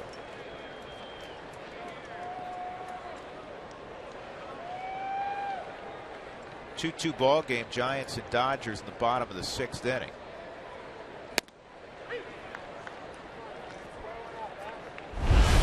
The Ford Strike Zone is powered by Built Ford Tough trucks. Built better, built stronger, built Ford Tough. No wonder Ford F-Series are the best-selling trucks 37 years straight. Here's the 3-1, and that's a walk to Jerko. So 2 walks allowed by Tyler Matzik, both to Jed Jerko. With 1 out, he'll go to first. That'll bring up Rene Rivera, who's driven in the only run of the game, with a double in the 1st inning to score Jerko.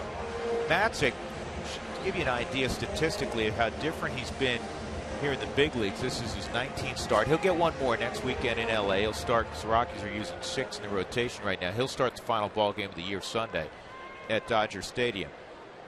Tyler, in his minor league career, averaged 6 walks per 9 innings. Last year in AAA, or actually this year in AAA, 4.2 walks per 9 innings. So far in his big league career, ground ball past the diving Inoa. 1st and 2nd, 1 out. So far this year, that walk rate is at 3.3, which is more than satisfactory. Well, and you would think those the numbers would be higher in the big leagues because down in the minor leagues you have more free swingers. You got guys that don't have the plate discipline. Yep. And they'll expand the zone. But Tyler, we talked about his whip of the last 5 games, where it is compared to the first 13 games that he had. Well, for the first time tonight, Jim Wright feels obligated to jog to the mound. Talk to the big 6'3" left-hander, 23-year-old from just north of here. It's a whip the last 5 games, 1.15. If you're wondering, somewhere between 1.28 and 1.32, somewhere in that neighborhood is the league average. It's come down because probably about 4 years ago the league average was 141. The league average in the National League for walks per 9, mentioned Tyler's at 3.3, is 2.9. So he's a tick above that. But not the alarming walk rates that he accumulated at different stops in the minor leagues. Grandal at the plate, 2 on, and that pitch misses. Grandal a strikeout and a jam shot to second. Tommy Kahnle is up.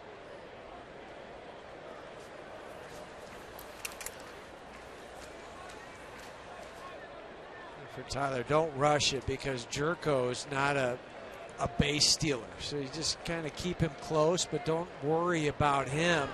Attack the hitter. Check him. Trip Gibson says no, he didn't go.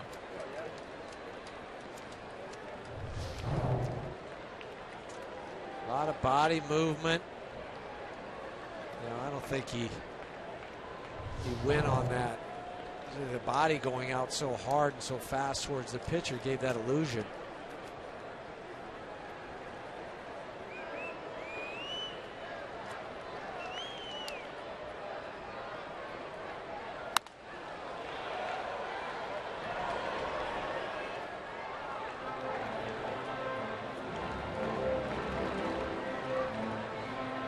Well, another thing that Chris Caccione told us about was the check swing and what the corner umpires, 1st and 3rd, look for. We'll hear from Chris after this pitch.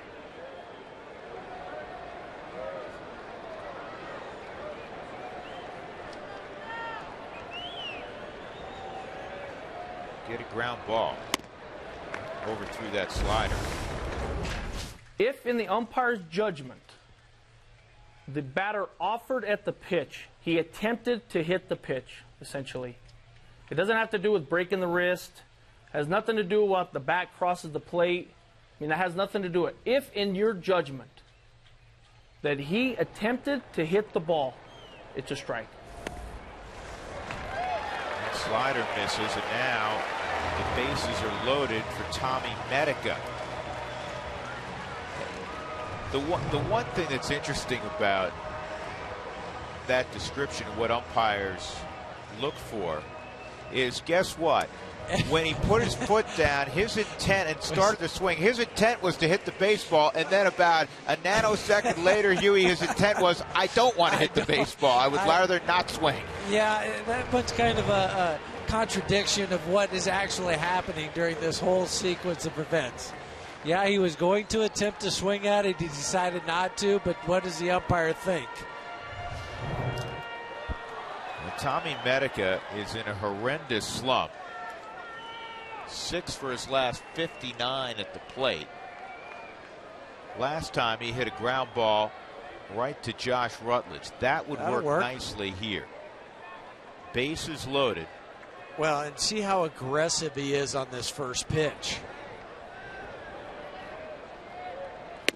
Well, I figured he'd be very aggressive. Didn't you? I mean, you have a guy that all of a sudden walked 2 guys and given up a hit. I'm thinking more the opposite. Whenever I'm struggling, you're at bats, you get into that box, you don't have the comfort level of seeing a pitch. Even though he's walked a couple guys this inning. As a hitter, my mind goes, oh man, I've got him where I want him. I'm not hitting well. Fastball thrown by him. It's 0-2. You see he's 1 for 11 against Matzik. I guess my thought was, with his slump, go into a kind of a pinch hitting mode, knowing that he's probably going to get a first pitch fastball. When you're in a slump, you want to get the at bat over as fast as you can. I mean, that's what your mind is telling you. It's not the right way to approach it, but that's what happens. And it got over quickly for him. Medica strikes out on 3 pitches. 2 outs, and that'll bring up Liriano. It's pretty much good morning, good afternoon, and good night. Yeah, there was no messing around with the slider no, there, was it is. There's a country fastball. Hit it if you can. 7 strikeouts tonight. Medica swinging hard. His head's flying out.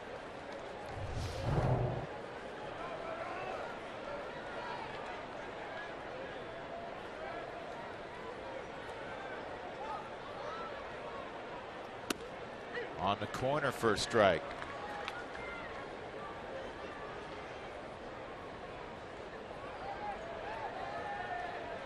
Liriano fouled out down the right field line. Great catch by Kadire, and then struck out his second at bat. Bases full of Padres, 2 outs. The 0-1. That's the best called a ball, no swing. That's the best slider he's thrown in a couple of innings. Because he had 4 straight pitches with his fastball, so you get that release point out in front, then you throw the slider, but it's just, get it, finish it out in front. Don't throw it and spin it up there from behind.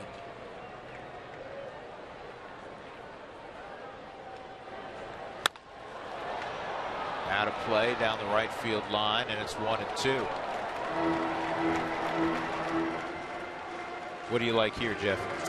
I wouldn't mind throwing that slider again. I know the fastball he struck out Medica with. He's got a couple quick pitches on Liriano, but 1-2. If you bury the slider, you get it, throw it down on the dirt.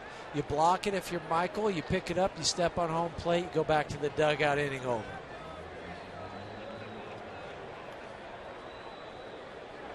One and 2 on Liriano. Slider, strike 3. What a job by Matzik. Bases loaded, and he strikes out Medica and Liriano in succession to work out of the jam, which was somewhat self-induced. A hit, 2 walks. Beautiful pitch. 8 punch-outs for Tyler.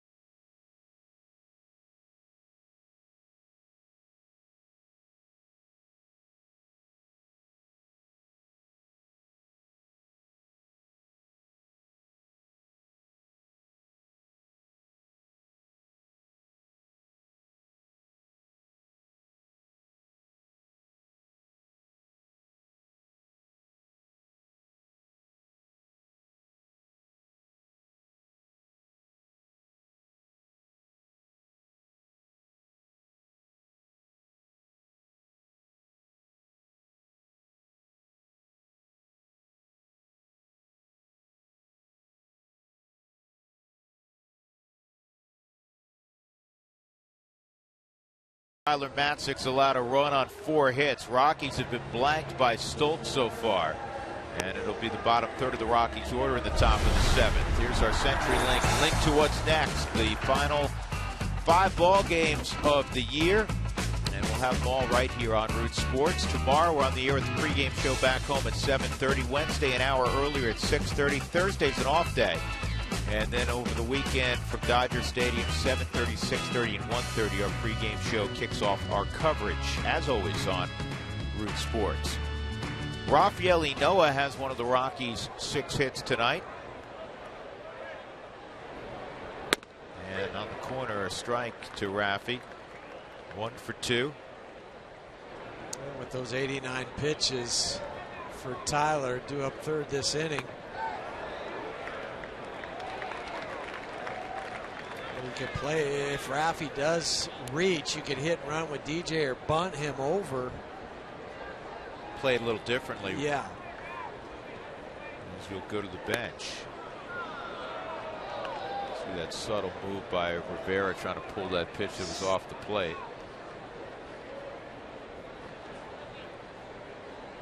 There's the 1-2. And Rafi stays with it on the ground to third. And that throw is strong and true by Solarte, 1 out. LeMahieu will step up. DJ with a base hit his last time. Rockies have left 6 on.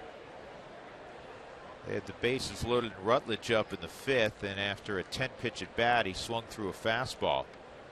They had 2 on with 1 out in the 2nd inning.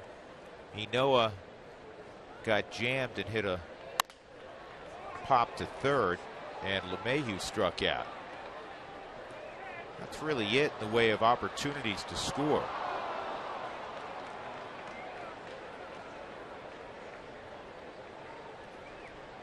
Drew Stubbs.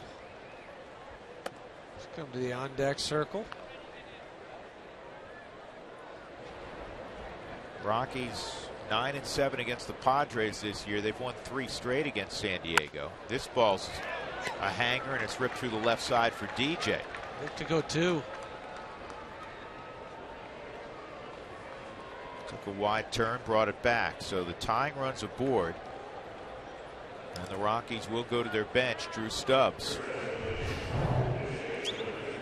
Well, he's looking the whole way coming around because of how far the left fielder, Tommy Medica, had to go towards the line.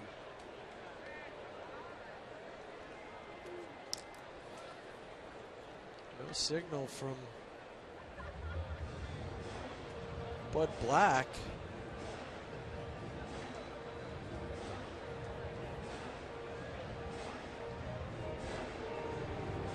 Well, you know what? It's interesting. He had not signaled, but he was handing him the baseball. Stoltz was I'm here. good. Here it is. I'm done. Yep.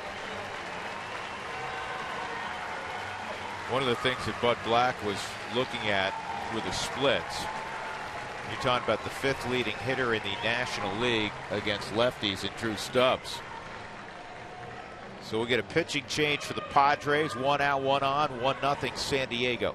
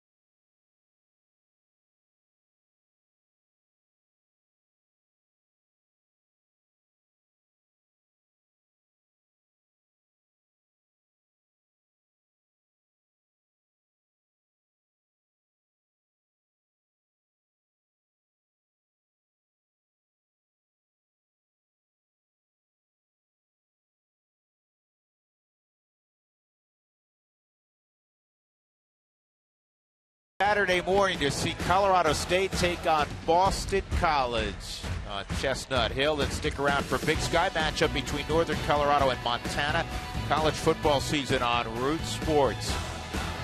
CSU just lost their center today, Jake Bennett. Actually happened late last week in a practice.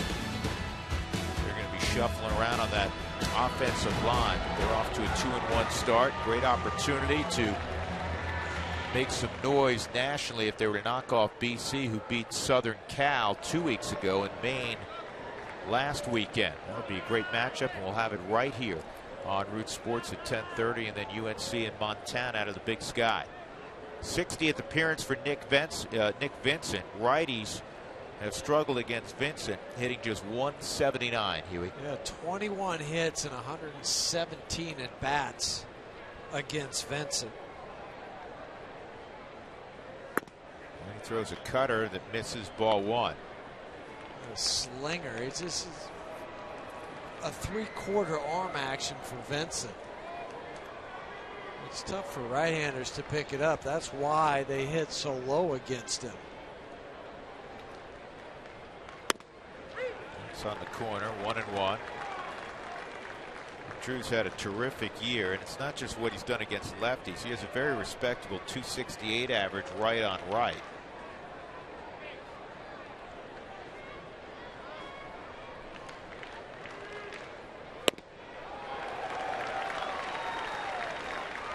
He's been good in this role also off the bench, hitting .450. And that's a disappearing slider. You think your bat's long enough, you think you can reach it, and it keeps moving away from you.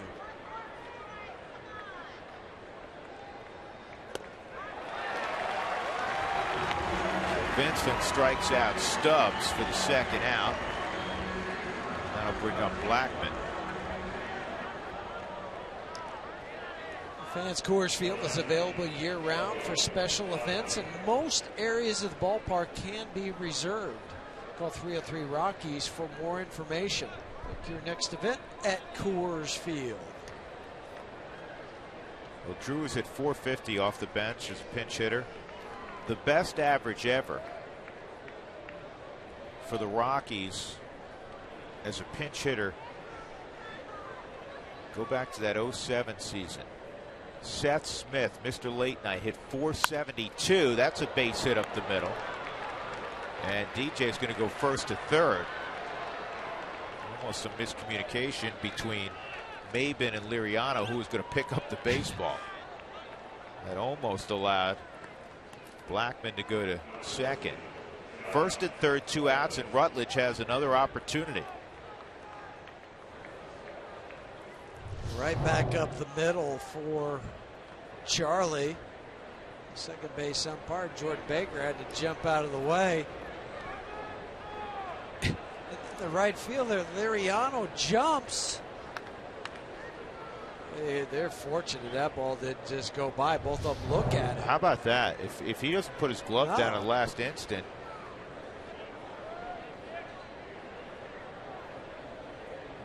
Also on that list, though, Smith hit .472. Remember Jorge Piedra in '05? He had .455, yeah. John Vanderwall, .389, and then our own Ryan Spilborghs hit .385 in 2008. Set up away, and Rutledge hits it off the very end of the bat. Foul. That was real close to a balk, not stopping at all for Vincent. Well, if there's a man who's going to find you if you balk, he's behind the plate, Bob Davidson. This was a little bit longer pause than what it appeared.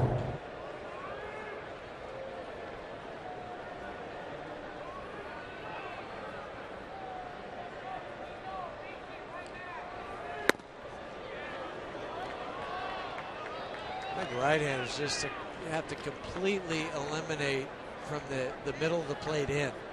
What? You just have to dive. I mean, meaning that you take that left foot, you just look away from you. Just dive to that outside corner. If they throw it in, you're going to be toast. In the air, down the right field line, foul ground, and no room for Liriano. Nice catch.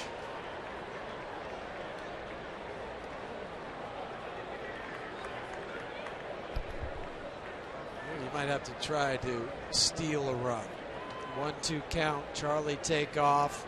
Take a glance over your shoulder to see where they throw. If they throw down to second base, you stop and hope that DJ can steal home.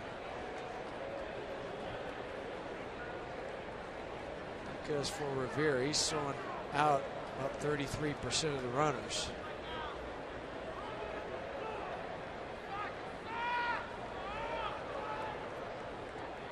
Charlie not going, and Rutledge just did get a small piece of the baseball to keep the at-bat alive. Would that come from Charlie, or would it come from the bench? Yeah, it's more of a manager call.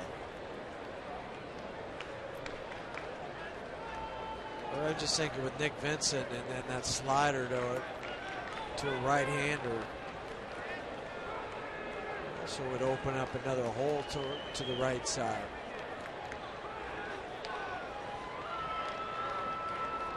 Did you have all three different ones? Leave early? Leave early, false delay. break, delay. I don't like the delay as much with the right-handed batter. I like it a lot with the left-handed batter. Because of the blind spot? Because of the blind spot. Lou Piniella, that was one of his favorite plays. Left-handed hitter, delay in this count.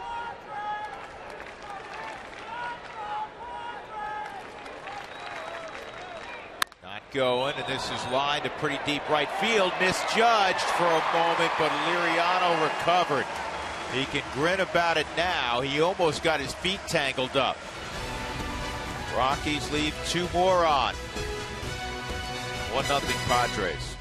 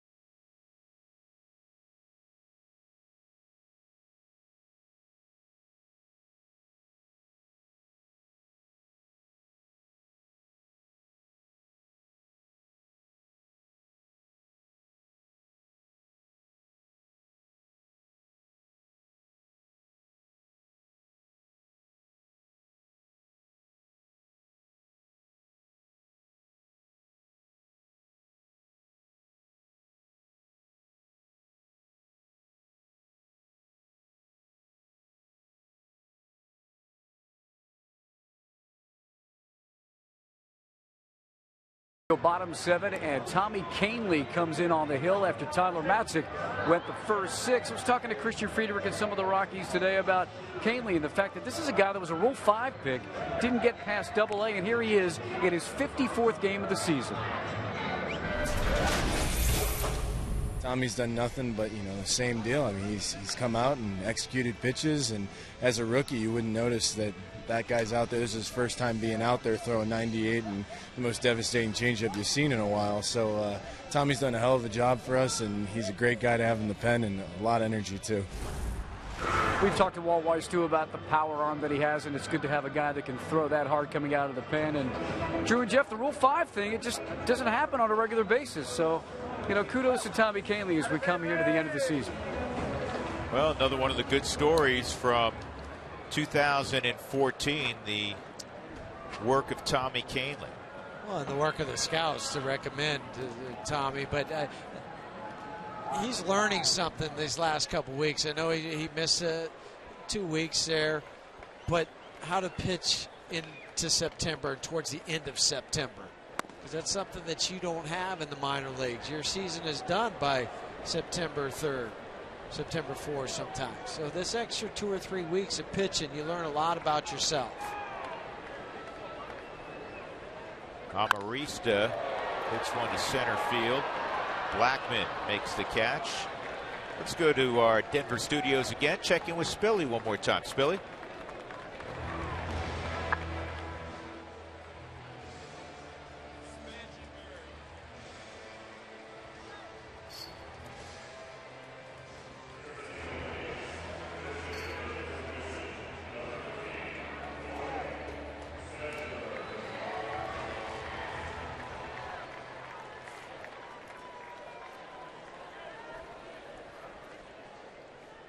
Well, I'll tell you what, McHenry really is one of those catchers that takes great pride in what he does defensively, and you have to have that. I mean, everybody's got to be that way. This is Corey Spangenberg.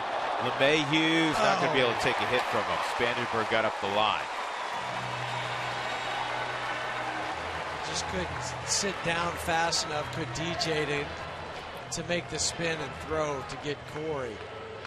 But to go back to McHenry for a second, I think that's the one thing that catchers pride themselves on more than anything is how they work with the pitchers, and especially somebody like Michael that hasn't really been a regular throughout his whole career, more of a backup guy, but they have that special relationship.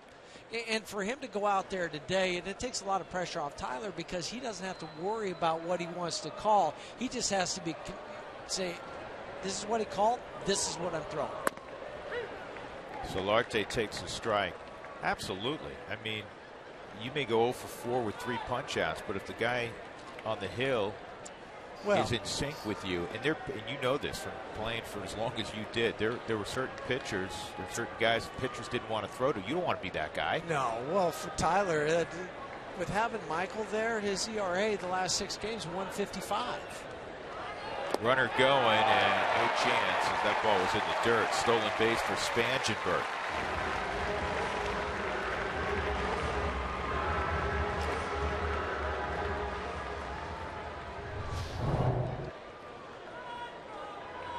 Big jump. He did all he could just to knock it down. And catchers take pride in that also, controlling the running game, and it bumps you out when you get one in the dirt when the runner's going. Get all fired up to throw and got no shot. And the pitchers have to help you out. And have the real big leg kick.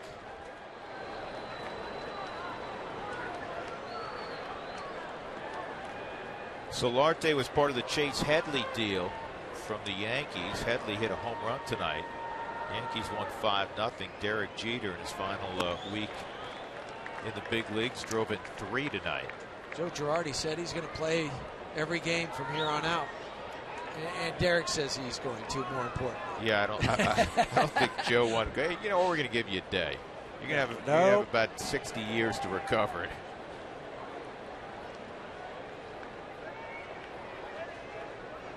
Two-1 on Solarte.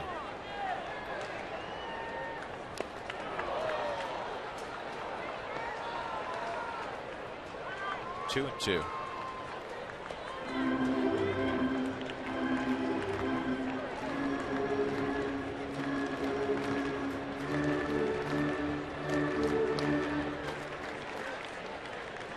Cameron Maybin on deck.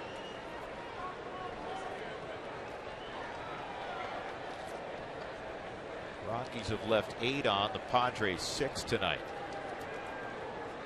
Both of them are 0 for with runners in scoring position. When they scored was when Jerko was at first. Changeup.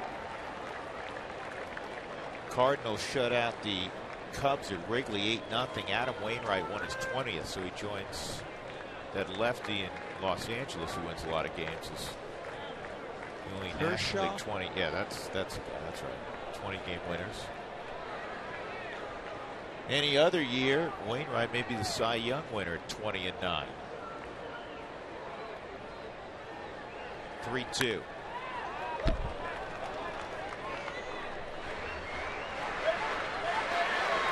Safe Flight Auto Glass, if you have issues with your windshield, 303-287-5000 online at safelight.com. 19,770 at Petco on a Monday night. Padres have won 4 straight. The Rockies have won 6 in a row.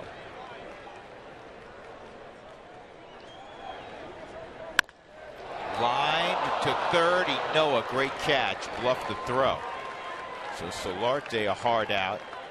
And that'll bring up Maben. Let's check our news and notes. There's some significant stories percolating in Major League Baseball.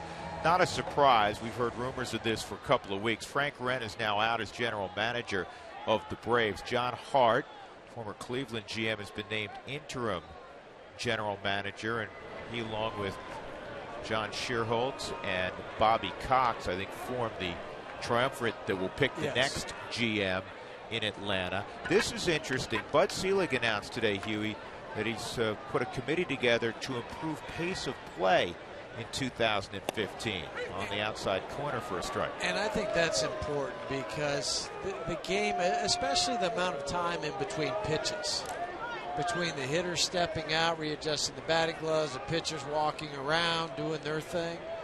I mean, that'll shave a lot of time off. And the Players Association is going to be part of that. Yeah, Tony Clark is part of that committee. Joe Torre is part of that committee. I believe Sandy Alderson, Mets general manager, part of that committee. There are a couple of others that are going to study it and try to come up with creative ways to speed up pace of play. 2 strikes on Maben. Runner in scoring position, 2 outs. Bottom of 7. That's foul. That guy That's why you bring it. He looks seasoned, though. That looks like the guy who. Yes. That looks like his, 386th baseball in the last 5 years he's got just by hanging out at that corner. Just reach over. I mean, nobody else is excited around there. Here you go. Yeah, here you go. There you go. I've got enough. Got a room full of these. Just supplied the high school with the bunch. You take this one. 1-2 on Maben. Slider. I've seen more off-speed pitches this inning from Tommy Kahnle maybe than in any other outing this year. We've seen a number of change-ups. Yeah. Back-to-back. Yeah. Where it's not change-up, fastball, change-up again. It's back-to-back change-ups, another fastball, slider. 1-2. They go straight heater there, and he beat him with it. Morneau glove it and go to the bag. Nice job by Kahnle. Spangenberg, a pinch hit single and a stolen base left at second. 6 outs to work with offensively. Middle of the order for the Rockies in the 8th.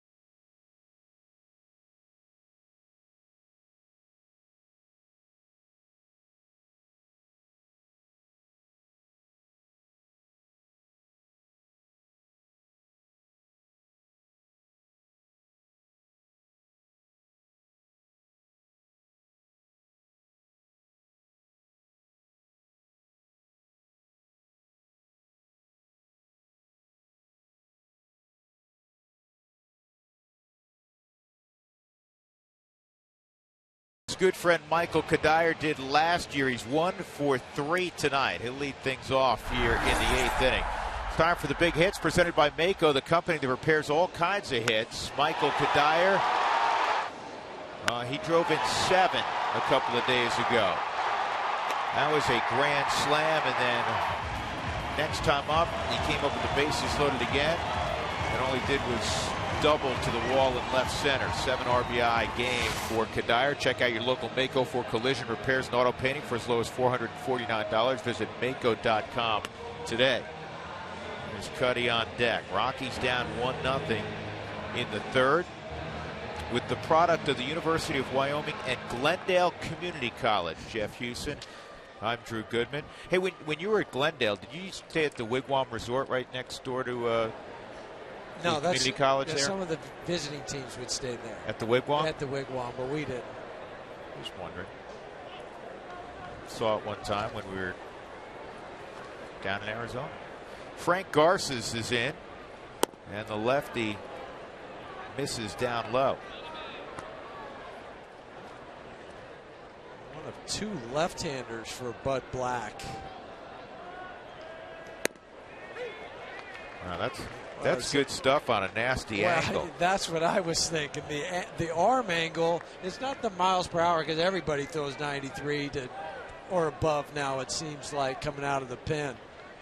But he stays right on the very far first base side and throws it. Seems like it's coming out from around you as a left-handed hitter.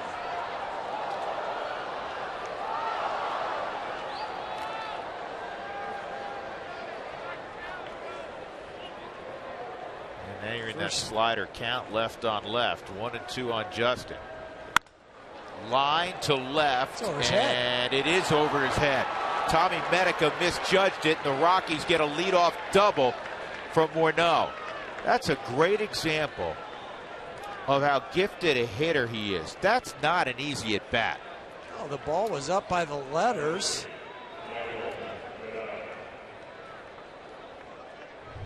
Brandon Barnes will come out and pinch run for Justin. Watch where that ball is, up and away from him, and he has to take the top hand off, a little bit like Fred McGriff used to do. Tommy Medica comes in. Nope, that's over your head, son.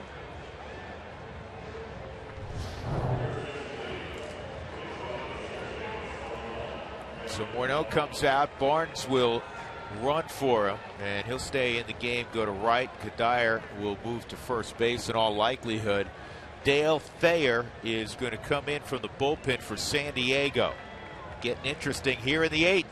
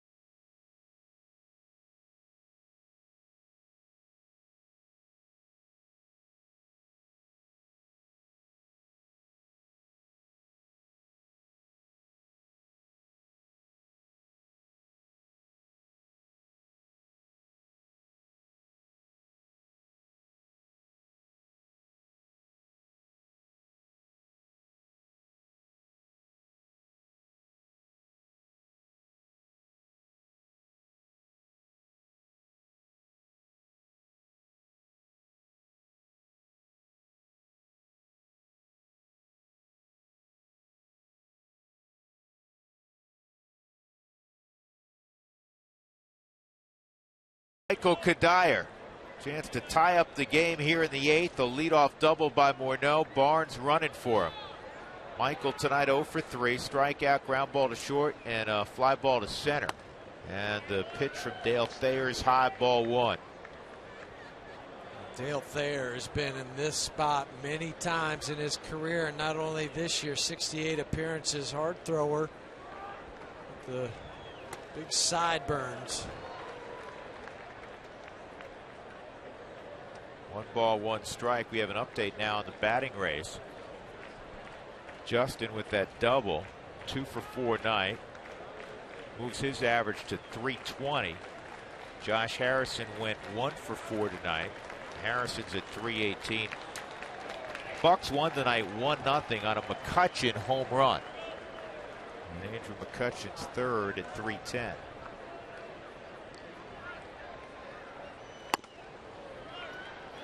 Thayer looks like a guy, Jeff. Can you just tell from here that it's 92, 93, but it looks like it just explodes. Yeah, late and hard. I mean, he just looks like one of those relief pitchers.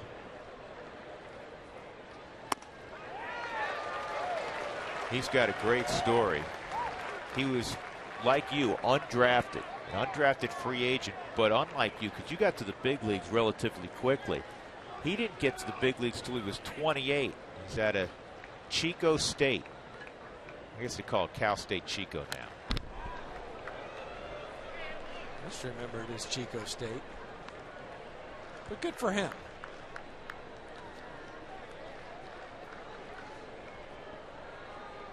It goes back to the story. It's not where you were drafted, but just get that chance, and Thayer's just run with it.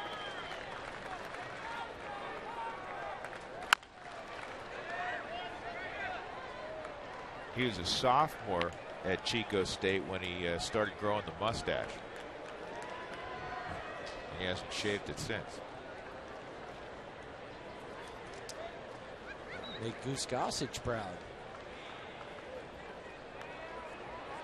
Goose might even say you got to trim that thing up. Rockies with 9 hits but without a run. Still trying to hit the ball to the right side.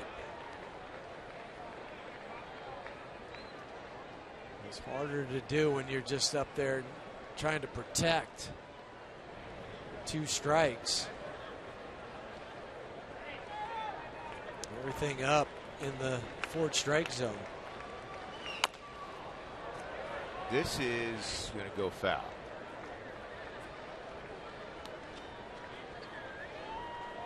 Good battle. These are the fun ones. Rockies all time have a winning record at Petco. That's the only NL West stadium that they can stake such a claim. They're 51-47 all time at Petco Park. 2-2 on Michael. And this is a shattered bat and an easy play for Jerko, 1 out.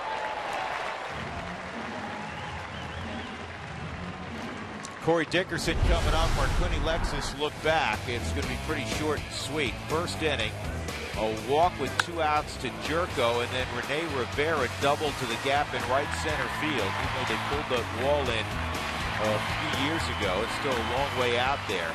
Matzik upset, and as that scored a run, it's the only run of the game. Dickerson trying to change that right now against Thayer. Corey is single back in the 2nd inning. Leads the club in home runs, 2nd in RBIs. He takes a home run hack, which he generally does until he gets to 2 strikes. Then even then he doesn't cut it down much. No, he doesn't. Some guys just have that ability to swing hard and still make contact. Corey's one of them.